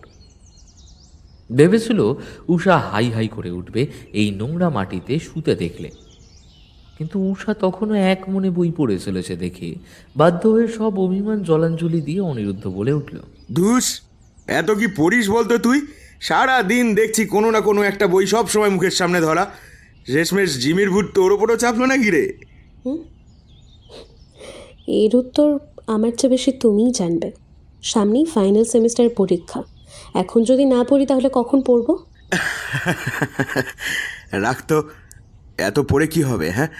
আচ্ছা, পরীক্ষা নিয়ে এত চিন্তা তো, ও আমি কোয়েশ্চেন পেপার। অনিরুদ্ধর মুখের কথা মুখেই থেকে গেল। উষা ঝট করে তাকিয়েছে অনিরুদ্ধর দিকে। উষার চোখের দিকে তাকিয়ে লজ্জায় পড়ে গেল অনিরুদ্ধ।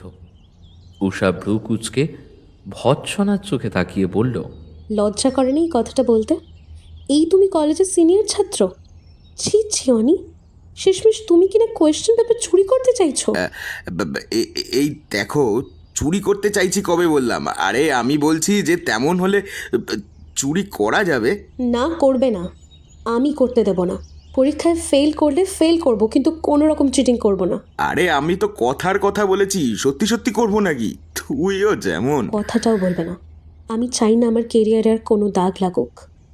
মনে রেখো অনিরুদ্ধ সেনগুপ্ত, তোমার জন্য যদি আমার কেরিয়ারে কখনো দাগ লাগে, তোমাকে আমি কোনোদিনও ক্ষমা করব না। বলে আবার বইতে মুখ গোঁজে উষা। অনিরুদ্ধ কিছুক্ষণ বসে থাকার পর আলতো করে বলে, উষা, তুই আমার উপর শুধু শুধু রাগ করছিস, জানিস তো?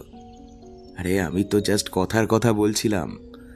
আমি জানি যদি আমি কোনোদিন পেপার চুরি করেও আনি, তুই কোনোদিনই সেই পেপার ফলো করবি না, বরং এমন ব্যবস্থা করবি যাতে সেই পেপারে কেউ পরীক্ষাই দিতে না পারে। তা জানোই যখন, তাহলে এরকম কথা বলে আমাকে রাগিয়ে দাও কেন? সত্যি বলবো, কারণটা কিন্তু সেই 90s বাংলা সিনেমার ডায়লগের মতো শোনাবে। হ্যাঁ বাবা, তুমি আবার বাংলা সিনেমাও দেখো নাকি? এক সময় দেখতাম, এখন মনে পড়লে মনে হয় কেন যে দেখতাম। তাই সত্যিটা কি শুনি? রাগলে না তোকে ভীষণ কিউট লাগে জানিস তো। কথাটা শোনার পর কিছুক্ষণ স্থির হয়ে বসে থাকে উষা, তারপর হো হো করে হেসে ফেলে।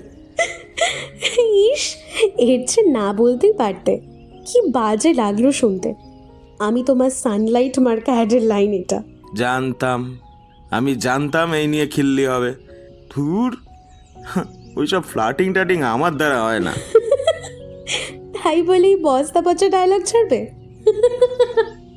ও মা গো, পেট ব্যথা করছে আমার হাসতে হাসতে। ওবি আমার কপাল উষা, না হলে এরকম প্রেমিকা জোটে। কতদিন পর প্রেমিকাকে প্রেম নিবেদন করলাম, কোথায় লজ্জা পাবি তা না, উল্টে হেসে গড়িয়ে পড়ছিস। কপাল কপাল কপাল। তা হাসবো না তো কি করবো শুনি? তুমি যেমন ফ্লার্টিং পারো না, তেমনই নিকুপুসু প্রেম আমারও পোষায় না। কাজেই ওসব ডায়লগ দিয়ে আমাকে পটাতে পারবে না। তাহলে কি করিলে আপনার হৃদয় পাবো দেবী? অত বার খাওয়াতে হবে না। ইস, কি ভাষা হয়েছে রে তোর। কি করব, মোর প্রেমিকের সঙ্গদোষের জোর। আমি নিরাপরাধ ধর্মাবতার, আমার দোষ নাই। ওই ক্লাসের টাইম হলো, আমি পালাই।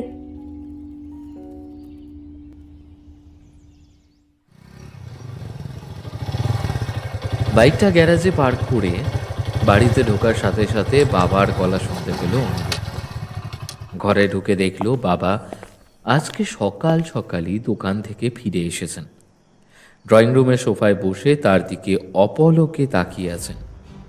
পাশে দাদা বিব্রত মুখে বসে, ঠাকুমা সোফার আরেক পাশে থমথমে মুখ করে বসে আছেন। অনিরুদ্ধর বাবাকে পাত্তা না দিয়ে চুপচাপ দেওয়ালের হুকে বাইকের চাবি ঝুলিয়ে নিজের ঘরের দিকে এগোতেই শুনতে পেল বাবার গম্ভীর কণ্ঠস্বর। দাঁড়াও অনি, তোমার সাথে কয়েকটা কথা ছিল।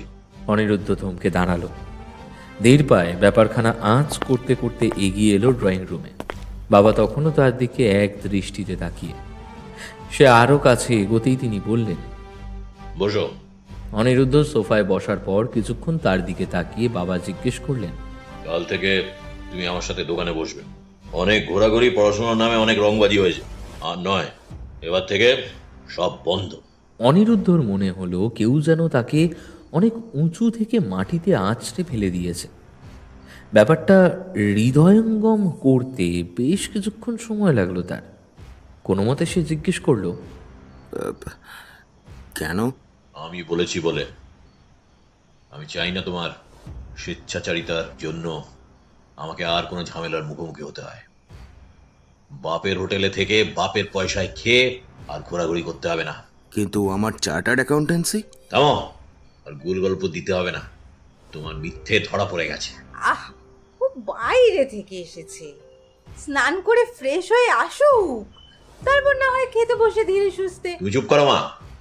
বাপ ছেলের মাঝে একটাও কথা বলবে না তুমি। তোমার আশকারাতেই ও এত বড় স্পর্ধা দেখিয়েছে। কিছু বলতে গেলেই সবসময় তুমি ওকে আড়াল করে গেছো। তোমার আশকারা না হলে ও এত সাহস পায় কোত্থেকে? এক সেকেন্ড, ঠাকুমার সাথে ওভাবে কথা বলছো কেন? কি হয়েছেটা কি? আমি এমন কি করেছি বাবা যেটায় তোমার মুখ দেখানো দায় হয়ে গিয়েছে? কি করেছি আমি? কি করেছো? বাহ, আবার বড় মুখ করে জিজ্ঞেস করছো আমাকে? হ্যাঁ, আমার মান সম্মান একেবারে ডুবিয়ে দিয়েছো তুমি। আহা, কি করেছি সেটা বলবে তো। ফাঁসির আসামিকেও সাজা দেওয়ার আগে তার অপরাধ সম্পর্কে জানানো হয়। এখানে আমার জীবন নিয়ে এত বড় সিদ্ধান্ত নেওয়ার আগে আমি জানবো না যে কি কারণে এই সিদ্ধান্ত নিতে হলো তোমাকে? কথাটা শোনা মাত্র পকেট থেকে একটা খাম বের করে অনিরুদ্ধর দিকে ছুড়ে দিয়ে ওর বাবা গর্জে ওঠেন, বেয়াদব ছেলে, বাপের নাম ডুবিয়ে চাকরি করতে যাবে তুমি? হ্যাঁ, লোকের 5 মাস খাটবে? বড্ড লায়ক হয়ে উঠেছো না তুমি? এতক্ষণে সবটা পরিষ্কার হয় অনিরুদ্ধর কাছে। সে চট করে খামটা খুলে ফেলে, ভেতর থেকে বের করে আনে অ্যাপয়েন্টমেন্ট লেটারটা। পড়তে পড়তে মনের ভেতরে একটা আনন্দের ঢেউ খেলে যায় তার। অবশেষে সে পেরেছে একটা চাকরি, যে কোনো একটা হোক, তাও একটা সরকারি চাকরি। মুহূর্তের মধ্যে ড্রয়িং রুম, ঠাকুমা, দাদা, বাবা চোখের সামনে থেকে উবে গেল। সে নিজেকে আবিষ্কার করলো কফি হাউসে। তার সামনের চেয়ারে বসে আছে উষা, এক দৃষ্টিতে চেয়ে আছে কফির কাপের দিকে। খিরে, হাঁ করে বসে আছিস কেন? খা। ও, বুঝেছি, কফিটা ভালো হয়নি না? সত্যি কফি হাউসের কফির মানটা না দিন দিন কেমন হয়ে যাচ্ছে। এমা, না না, কফি ঠিক আছে। তাহলে তাহলে তুই খাচ্ছিস না কেন? খাচ্ছি তো।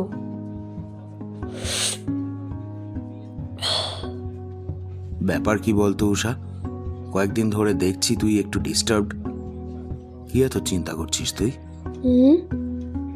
কই কিছু না তো, সব ঠিক আছে। না না, কিচ্ছু ঠিক নেই।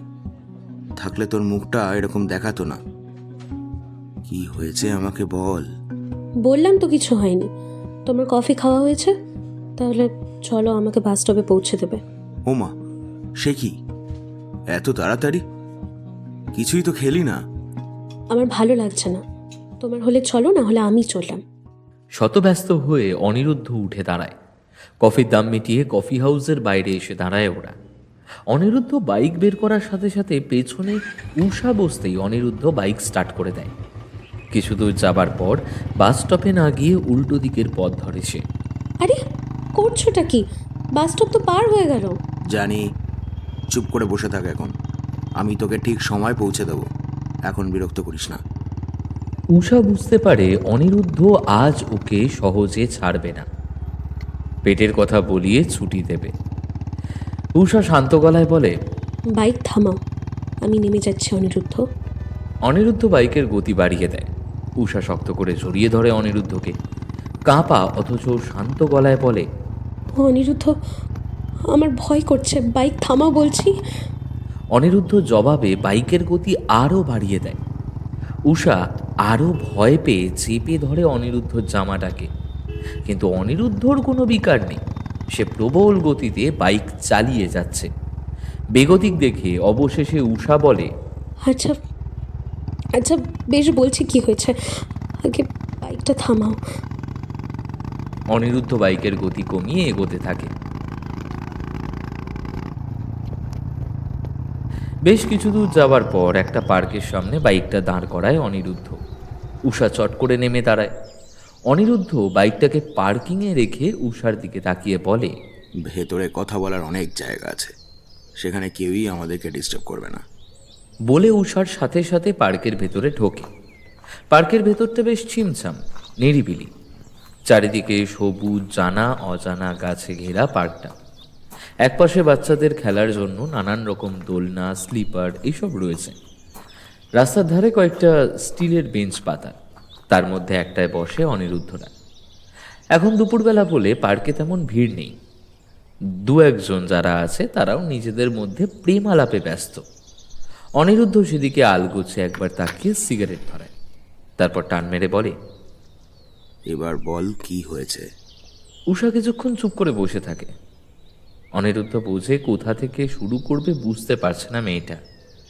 উষাকে সবটা গুছিয়ে বলার সময় দেয় সে। কিছুক্ষণ পর উষা সোজা তাকায় অনিরুদ্ধর দিকে। অনিরুদ্ধ দেখে উষার চোখের কোণটা চিকচিক করছে জলে, যেন প্রাণপণে কান্না চেপে রেখেছে মেয়েটা, যে কোনো মুহূর্তে কেঁদে ফেলবে। হতবাক অনিরুদ্ধ উষার হাত নিজের মুঠোতে এনে বলে, কি হয়েছে উষা? Anything serious? বাড়ির সবাই ভালো আছে তো? কাকু মানে তোর বাবার শরীর ভালো তো? মাথা নেড়ে উত্তর দেয় উষা। স্বস্তির নিঃশ্বাস ফেলে অনিরুদ্ধ। যাক বাবা, আমি তো টেনশনে পড়ে গিয়েছিলাম। তাহলে কি হয়েছে? আমার বোধহয় বেশি দিন পড়া হবে না। মানে? বাবার শরীর রীতিমতো ভাঙছে। এককালে আমাদের জন্য অনেক খেটেছে, আর কত খাটবে। তারপর বয়স হয়েছে, সংসারটা বাবার পেনশন আর আমার আর নিশার টিউশনির টাকায় চলে। গত সেমিস্টারে 2টো টিউশনই ছেড়েছিলাম পরীক্ষার চাপে, তারপর আর পাইনি। কেউ আর নতুন টিউশন টিচার চাইছে না। বাকি টিউশনগুলো প্রায় না হবারই সমান। বাচ্চাদের মা বাবারা ঠাড়ে ঠোড়ে বুঝিয়ে দিচ্ছেন যে তাদের অভিজ্ঞ গৃহশিক্ষক প্রয়োজন, অত মানে কেটে পড়ো। কিন্তু যেহেতু অনেক দিন ধরে পড়াচ্ছি, তাই মুখ ফুটে কিছু বলতেও পারছে না। এবার ওটা ছেড়ে দিলে কার্যত হাত ফাঁকা হয়ে যাবে আমার। বাড়িতে আমি ছাড়াও নিশা রয়েছে, ওরও পড়াশোনা আছে, সামনের বছর জয়েন দেবে।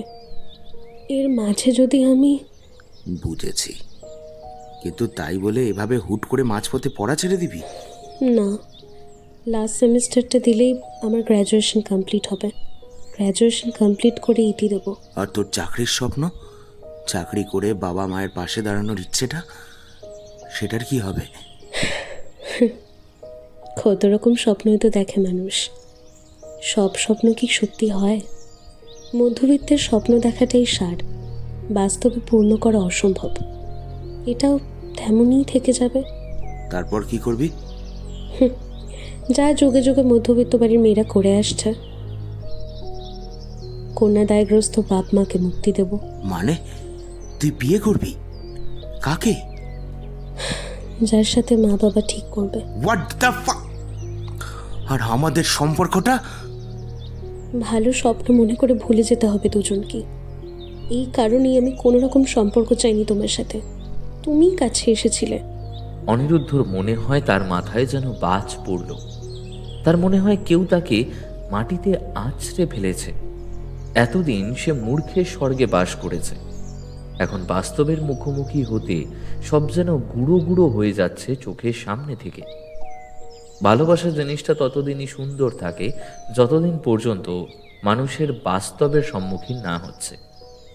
অনিরুদ্ধ কিছুক্ষণ মাথায় হাত দিয়ে বসে থাকে, তারপর হঠাৎ বলে, বাড়িতে জানে আমাদের সম্পর্কে?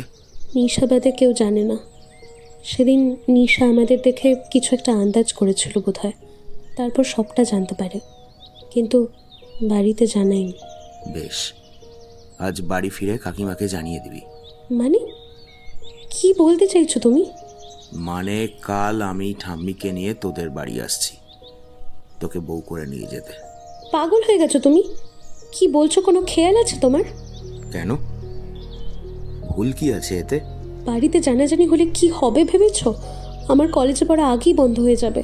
পড়াশুনো করতে গিয়ে কলেজে প্রেম করছি জানলে পাড়া প্রতিবেশীরা এমনিতেই বাঁকা কথা শোনে, তারপর জানাজানি হলে না না, তা হয় না।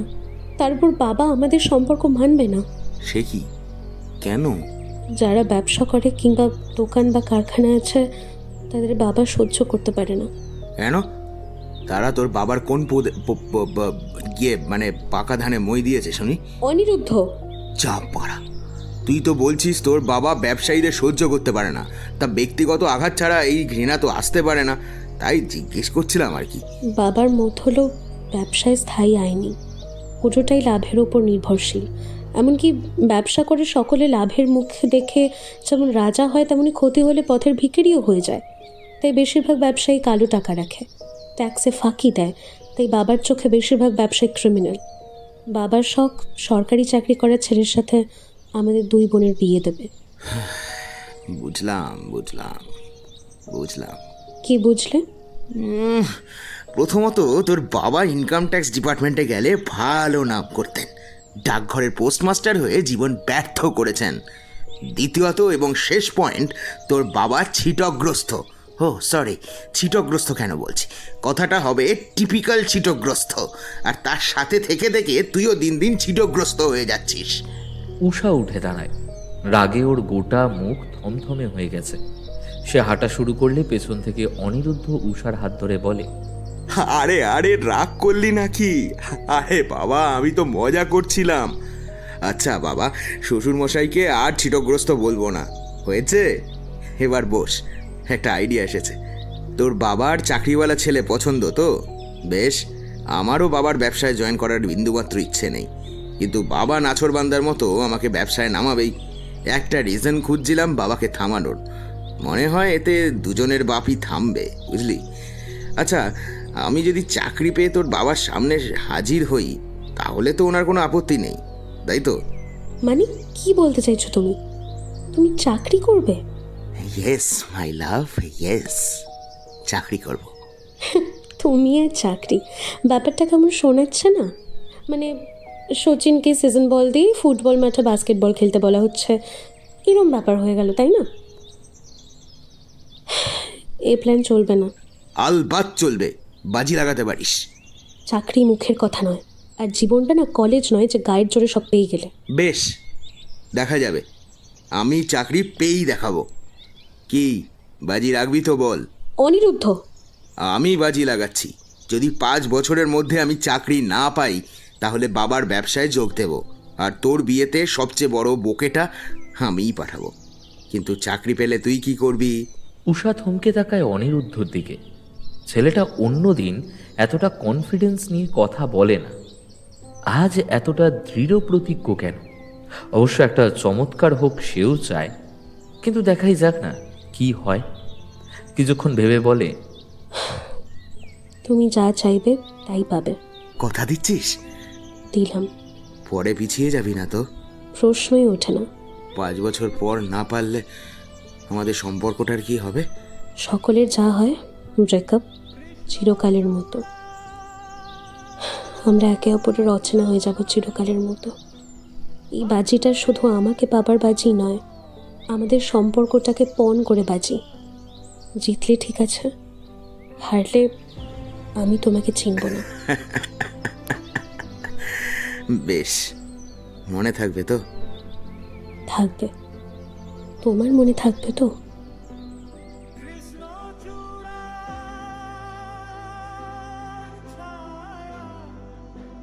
প্রশ্নটা ক্রমাগত তাকে ধাক্কা দিতে দিতে বর্তমানে ফিরিয়ে আনে। অনিরুদ্ধ দেখে সে ড্রয়িং রুমে বসে আছে। চিঠিটা আরেকবার পড়ে মন খারাপ হয়ে গেল অনিরুদ্ধর।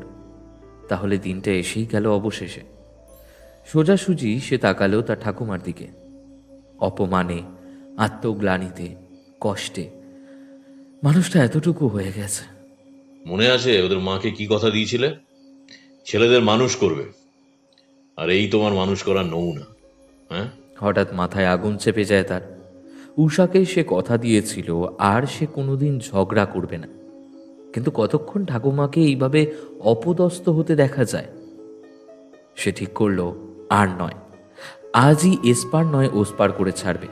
ভাবতে ভাবতে সে উঠে দাঁড়ালো সোফা থেকে। 1 মিনিট, ব্যাপারটা কি? ঠাকুমাকে খামোখা কথা শোনাচ্ছ কেন? একটি কথা বলবে না তুমি? চুপচাপ ঘরে যাও। না, যাব না। ঘরের সদস্য হিসেবে আমারও কিছু মতামত আছে। তাছাড়া আমি কচি খোকা নই। একজন প্রাপ্তবয়স্ক হবার দরুন আমার জীবন নিয়ে আমার নিজস্ব মত আছে। তুমি এভাবে নিজের মত আমার ওপর আমার ইচ্ছে ছাড়া চাপিয়ে দিতে পারো না বাবা। আমি দাদা নই যাকে ম্যানিপুলেট করে ইমোশনাল ব্ল্যাকমেল করে ব্যবসায় নামাতে পারবে, বুঝেছো? এত বড় বড় কথা? হ্যাঁ, চাকরি পেয়ে লায়ক হয়ে গেছো না? আমি তোমাকে বলে অনিরুদ্ধকে সপাটে চড় মারেন তার বাবা। চড়টা খেয়ে স্বাভাবিক গলায় অনিরুদ্ধ বলে, আমাকে যত খুশিই মারতে পারো, কিন্তু মারলে তো আর সত্যিটা মিথ্যে হবে না গো বাবা। দাদা স্কুলে টপার ছিল। আমাদের স্কুলের সবচেয়ে হাইয়েস্ট মার্কস দাদার। এমনকি কলেজে পরপর 3 বছর টপারের সিট দাদার দখলে ছিল। সেই মেধাবী ছেলেটা হঠাৎ ফাইনাল পরীক্ষায় সাপ্লি পেল। এটা বিশ্বাসযোগ্য? তুমি বলো, এটা সম্ভব বাবা? চুপ করনি, বাবার মুখে মুখে কথা বলিস না। তুই চুপ কর। এতদিন একটা মিথ্যে ভয় নিয়ে বেঁচে আছিস তুই। তোর কি মনে হয় মানুষটা সত্যি বিষ খাবে? বলো বাবা, বলো, সেদিন তুমি দাদার ঘরে ঢোকোনি? দাদাকে ভয় দেখাওনি? ভুল বুঝিয়ে ম্যানিপুলেট করনি? সেদিন তুমি ভেবেছিলে আমি ঘুমিয়ে আছি না? কিন্তু সেদিন আমি সবটা শুনেছিলাম বাবা, সবটা। সেদিনই বাবা হিসেবে তোমার প্রতি সব শ্রদ্ধা আমার শেষ হয়ে গেছে, জাস্ট শেষ হয়ে গেছে। বাবা মায়েরা সন্তানের জন্য অনেক ত্যাগ স্বীকার করে থাকেন, এসবই শুনে এসছি এতকাল। তারা যা করেন সন্তানের মঙ্গলের জন্য করেন, এটা আমি মানি। কিন্তু কোনো বাবা নিজের দায়িত্বের বোঝা জোর করে নিজের সন্তানের কাছে চাপিয়ে দেন না। নিজেকে শেষ করে দেবেন এরকম ভয় সন্তানকে দেখানো না। কিন্তু তুমি নিজের ব্যবসার জন্য এগুলো সব করেছো বাবা, এগুলো সব করেছো। তাতে ভুল কোথায়? তোর দাদা পাশ করলে বিলেতে যেত, সেখানকার পড়াশোনা আমাদের ব্যবসার কোন কাজে লাগতো শুনি? আমি ইনভেস্ট বুঝি। বেকার কটা সস্তার রদ্দি কাগজের জন্য টাকা খরচ করা আমার হাতে নেই। তোর দাদাকে বলেছিলাম বলে আজ ব্যবসাটা বেড়েছে। তুই আয়, তাহলে 3 বাপ বেটায় 6 হাতে রোজগার করবি। আর দাদার মতো স্বপ্নকে বিসর্জন দিয়ে দেবো, তাই তো? দোষ, তোরা একদম তোদের মায়ের মতো হয়েছিস। Emotional fool. ব্যবসা ইমোশন চলে না। রক্তের সম্পর্ক, মনের ইচ্ছে অনিচ্ছা চলে না। চলে শুধু প্রফিট আর কাস্টমারদের ম্যানিপুলেট করে রাইভালদের টেক্কা দেওয়ার স্কিল। এই যে এতদিন কলেজে সময় নষ্ট করলি, ব্যবসায় লাগালে কত টাকা আসতো জানিস? উফ, সারাদিন শুধু প্রফিট, টাকা আর প্রফিট। তোমার জীবনে আর কোনো লক্ষ্য নেই না? বেশ, একটা প্রশ্নের উত্তর দাও, তাহলেই আমি চাকরি ছেড়ে দিয়ে তোমার সাথে দোকানে বসবো। এই অফিস, ব্যবসা আর আমাদের পরিচিতি বাদ দিলে তুমি কি? তোমার অস্তিত্ব কি বাবা? তোমার পরিচয় কি? সেনগুপ্ত ইন্ডাস্ট্রি বাদ দিলে আমরা কারা? আমাদের পরিচয় কি? লোকে আমাদের আলাদা করে চিনবে কি করে? আমাদের ড্রাইভারের পরিচয় আছে, সে একজন ড্রাইভার। সিকিউরিটি গার্ডেরও পরিচয় আছে একটা। কিন্তু তোমার পরিচয় কি? পরিচয় আছে তোমার? কে তুমি বাবা? তোমাকে মিডিয়ায় বলা হয় সেনগুপ্ত ইন্ডাস্ট্রির বর্তমান কর্ণধার। ব্যাস, ওইটুকুই তোমার পরিচয়, আর কিছু না? এই যে দাদা, ওর কি পরিচয়? ঠাকুমা আর মায়ের পরিচয় তারা সেনগুপ্ত পরিবারের পুত্রবধূ। এছাড়া তাদেরকে লোকে আর কি নামে চেনে? পার্টিতে গেলে লোকে এতদিন বলতো দ্য সেনগুপ্তাস আর কামিং। এছাড়া কি আর কোনো পরিচয় নেই? ধরে নাও সেই পরিচিতি পাওয়ার জন্যই, সেই পরিচিতিকে খোঁজার জন্যই এই চাকরিটা আমি করছি, যাকে লোকে সেনগুপ্তরা না বলে একটা স্পেসিফিক নামে আমাকে ডাকে। নিজেকে প্রতিষ্ঠিত করতে আমার এই পদক্ষেপ, বুঝলে বাবা? কোনো সিনেমা দেখে এসছো নাকি? কলেজে নাটক ফাটক চলছে, এত বড় বড় ডায়লগ বেরোচ্ছে না? পরিচালককে আর অভিনেতাকে একসাথে পুরস্কার দিতাম ভাবছি। উফ, আমি তো কোনো সিনেমার কথা বলছি না বাবা। অবশ্য তোমার মনে হলে আলাদা ব্যাপার। আমি শুধু আমার বংশের ঐতিহ্য ফলো করেছি। মানে? মনে আছে বাবা, তুমিই গল্প করেছিলে, বলেছিলে তোমার ঠাকুরদার বাবা জমিদার বংশের সন্তান। সেন রাজাদের রক্তের একটা ধারা নাকি আজও আমাদের ধমনীতে বহমান। তোমার ঠাকুরদার বাবা জমিদারি ছেড়ে ব্যবসা করতে চাওয়ায় জমিদার বংশে অশান্তি লেগেছিল। শেষমেশ অবশ্য তিনি সফল হন। হ্যাঁ, কিন্তু কোন মূল্যে মনে আছে তো? তা সেটা চুকাতে পারবে? এত বড় বড় বাতেলা বাড়ির বাইরে গিয়ে টিকবে তো? স্থির হয়ে যায় অনিরুদ্ধ। মানেটা পরিষ্কার তার কাছে। বাবা তাকে বাড়ি থেকে তাড়িয়ে দেবেন, ত্যায্য পুত্র করবেন তাকে। চোখ বুজে কিছুক্ষণ নিজেকে সময় দেয়, তারপর ধীর পায়ে চলে যায় নিজের ঘরে। জানতাম পারবে না। আরে মুখে ন্যায়ের কথা। বড় বড় দার্শনিকের ভাষণ ঝাড়া সহজ, কাজের বেলা সকলের ফেটে চার হয়ে যায়। বাপের টাকা অবলম্বন করে টোটো করে ঘুরে যে ছেলে, তার মুখে মধ্যবিত্তের বস্তা পচা ডায়লগ মানায় না। ওসব সিনেমাতে হয়। যে নিজেই আত্মনির্ভর নয় সে নাকি আমাকে জ্ঞান দিচ্ছে। আমাকে কনভিন্স করতে যা করেছো, এই এফোর্টটা ব্যবসা লাগিয়ে দেখাও না। আমিও দেখবো কত প্রফিট হয়। আমাকে জ্ঞান দিতে এসেছে দুদিনের ছেলে। অনিরুদ্ধর বাবার মুখের কথা মুখেই থেকে গেল, কারণ অনিরুদ্ধ ঘর থেকে বেরিয়ে এসেছে। কাঁধে ট্র্যাভেলিংয়ের রুকস্যাক, পরনে একটা মলিন শার্ট আর ফেডেড জিন্স, পায়ে একটা সাদামাটা পুরনো স্পোর্ট শু। ড্রয়িং রুমে এসে পকেট থেকে বাইকের চাবিটা বের করে টেবিলে রাখে অনিরুদ্ধ।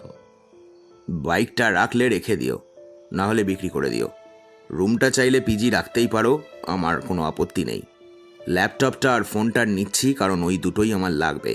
বাকি ম্যাকবুকটা আমি ফরম্যাট করে দিয়েছি। রুমটা পিজি হিসেবে ইউজ করতেই পারো, আগেই বলেছি। এমনকি আসবাবগুলোও। জামা কাপড় কয়েকটা নিয়েছি, কারণ ওগুলোও আমার লাগবে। বাকি জিনিস হোস্টেলে আছে, ওখান থেকে নিয়ে নেব। বলে ঠাকুমাকে জড়িয়ে ধরে অনিরুদ্ধ। ঠাম্মি, আসি। কোথায় যাচ্ছ দাদু ভাই এই বুড়িটাকে ফেলে? নিজেকে খুঁজতে ঠাম্মি, আর বংশের নিয়ম অনুযায়ী বাঁধা ছক ভেঙে নতুনভাবে নতুন ধারা তৈরি করতে। আমার শরীরেও তো সেনগুপ্তদের রক্ত বইছে কিনা সেটার প্রমাণ করতে হবে তো, এবং তার জন্য সব রকম কষ্ট সহ্য করতে আমি প্রস্তুত। আমাকে আটকে রেখো না ঠাম্মি, এতে আমরা দুজনেই কষ্ট পাবো। তার চেয়ে এটাই ভালো হবে আমি আসি। তবে কথা দিচ্ছি, তোমার কাছে আমি ফিরব। হয় নিজেকে প্রমাণিত করে বিজয় বিক্রমে ফিরব, না হলে পথ ভোলা ঘরের ছেলে হিসাবে। ততদিন পর্যন্ত অপেক্ষা করতে পারবে তো ঠাম্মি? শেষ কথাটুকু বলতে গিয়ে গলা কেঁপে ওঠে অনিরুদ্ধর। এই পরিবারে দাদা ছাড়া একমাত্র ঠাকুমাই ওকে ভালোবাসত। ঠাকুমার কোলেই সে মানুষ।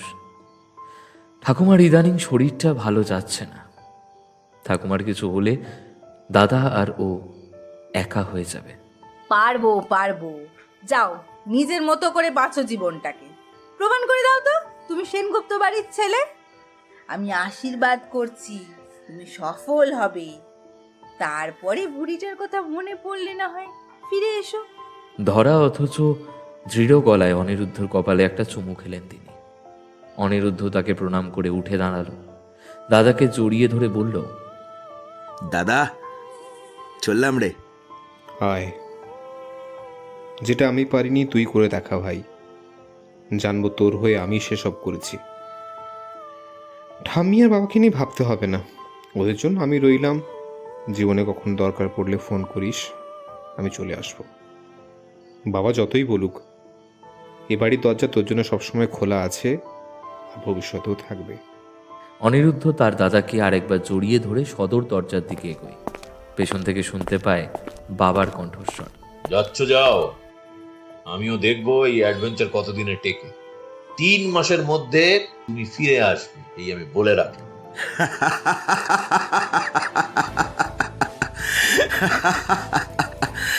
তা ঠিক, তা ঠিক। 3 মাস পরেই ফিরবো আমি বাবা, 3 মাস পরেই ফিরবো।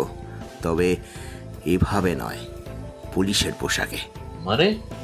বাবা, অ্যাপয়েন্টমেন্ট লেটারটা দেখলে অথচ খামে লেখা লালবাজারের ঠিকানাটা দেখোনি তুমি।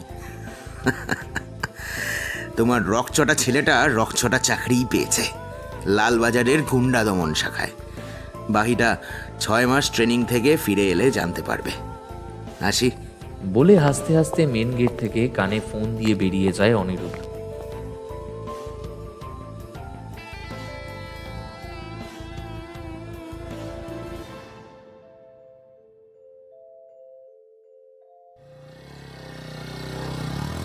বাইকটা নিয়ে উষাদের বাড়ির প্রায় পৌঁছে গেছে এমন সময় বাইকটা বহু শব্দ করে থেমে গেল। অনিরুদ্ধ অনেক চেষ্টা করলো, কিন্তু না, বারবার কিক মেরেও স্টার্ট হচ্ছে না বাইকটা। নিজের বাইক হলে চাপ হতো না, কিন্তু সেটা সে ছেড়ে এসেছে। এটা একটা বন্ধুর বাইক, মনে হচ্ছে পেট্রোল শেষ। কিন্তু এখনো যে উষার বাড়ি অনেকটা দূরে। চাই বাইকটা রাস্তার ধারে দাঁড় করালো অনিরুদ্ধ। যে করেই হোক পাত্রপক্ষের আগে পৌঁছতে হবে। অবশেষে সে জিতে গেছে, খবরটা দিয়ে বিবাহ প্রস্তাবটা দিতে হবে। ফোনে অনেকবার ট্রাই করেছে, কিন্তু জবাব পায়নি। হয়তো ছেলে দেখতে আসবে তাই ব্যস্ত। মেসেজ করে বলতে পারত, কিন্তু খবরটা শোনার পর ওর উষার রিয়াকশন মিস করতে চায় না। উফ, প্রায় 1 মাস পর দেখা হবে দুজনের। কতদিন উষাকে দেখেনি সে, আর দেরি করা যাবে না বলে বাইকটা লক করে অনিরুদ্ধ দৌড়তে লাগলো উষাদের বাড়ি লক্ষ্য করে। উষা সেজে বসেছিল নিজের ঘরে, আর কিছুক্ষণ পর পাত্রপক্ষ এসে পৌঁছবে। সে ঠিক করলো আর সে এদের ফেরাবে না, অনেক হয়েছে, আর না। অনিরুদ্ধকে 1 মাসের সময় দিয়েছিল সে। সেই 1 মাস শেষ হতে আর মাত্র 15 মিনিট বাকি। এখনো অনিরুদ্ধ একটা চাকরি জোগাড় করতে পারেনি। বাড়িতে সবার সাথে যুদ্ধ করতে করতে সে ক্লান্ত। 2 ঘন্টা আগে মেসেজটা করার পর অনিরুদ্ধ অনেকবার ফোন করেছে, কিন্তু সে পাত্তা দেয়নি। এবার বোধহয় ওদের আলাদা হওয়াই উচিত, এতেই বোধহয় ওদের দুজনে ভালো হবে। এই ভেবে চোখের জল মুছে ফোনটা হাতে নেয় উষা। ঘষা ঘষা স্ক্রিনে দেখাচ্ছে অনিরুদ্ধর নাম, পাশে 25টা মিসড কলের চিহ্ন। নাম্বারটায় মেসেজ করে সে। আর একসাথে আমাদের পথ চলা হলো না। এই জন্মের বাকি পথ না হয় পরের জন্মে হেঁটে নেব। বাই, ভালো থেকো। মেসেজ পাঠিয়ে নাম্বারটা শেষবারের মতো দেখে স্ক্রিনে চুমু দিয়ে ডিলিট করতে যাবে এমন সময় হাঁপাতে হাঁপাতে ঘরে ঢুকে নিশা। উষা নিশার দিকে অবাক চোখে তাকায়, দেখে নিশার মুখ আনন্দে ভরে উঠেছে। মুহূর্তে ব্যাপারটা আন্দাজ করে হাউ হাউ করে কেঁদে ফেলে উষা। তারপর নিশার সাথে ঘরের বাইরে বেরিয়ে দরজার সামনে দাঁড়ায়। আর এখানেই আমাদের গল্পের ইতি ঘটে। জানি ভাবছেন, ইস, এরকম একটা চরম জায়গায় গল্পটা শেষ হয়ে গেল। কিন্তু কি করব বলুন তো, আমাদের দৈনন্দিন জীবনে দেখা শোনা এরকম হাজারো গল্প থাকে, যাদের শুরুটা জানা থাকলেও শেষটা আমরা জানতে পারি না। মাঝে মাঝে কিছু জিনিস অজানা থাকাই ভালো। বরং চলুন না একসাথে কল্পনা করা যাক উষার সাথে অনিরুদ্ধর শেষ পর্যন্ত মিল কিভাবে হলো। শেষটা আপনারাই কল্পনা করুন দেখি। কৃষ্ণ চূড়ার ছায়ায় বসে তোমার চোখের মায়ায় ফেসে এতটা পথ পেরিয়ে সে সব ভাঙনি মুছে যাও হেসে।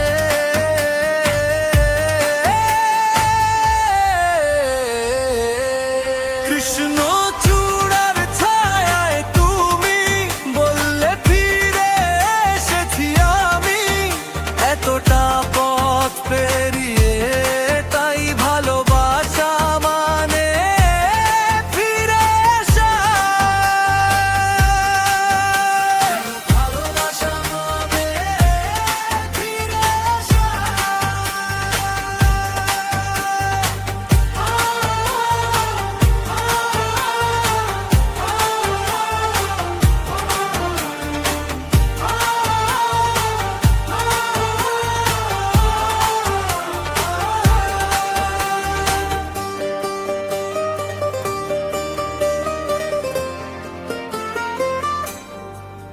যত দূরেই যাই আমি শেষে তোমাতেই ফিরি।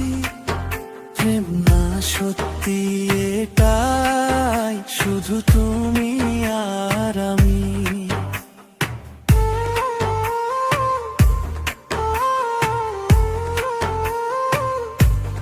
কৃষ্ণ চূড়ার ছায়ায় রোজ হাঁটবো দুজন পাশে পাশে, ভাঙনের সব রাত পেরিয়ে মিলনের ভোর আসুক নেমে।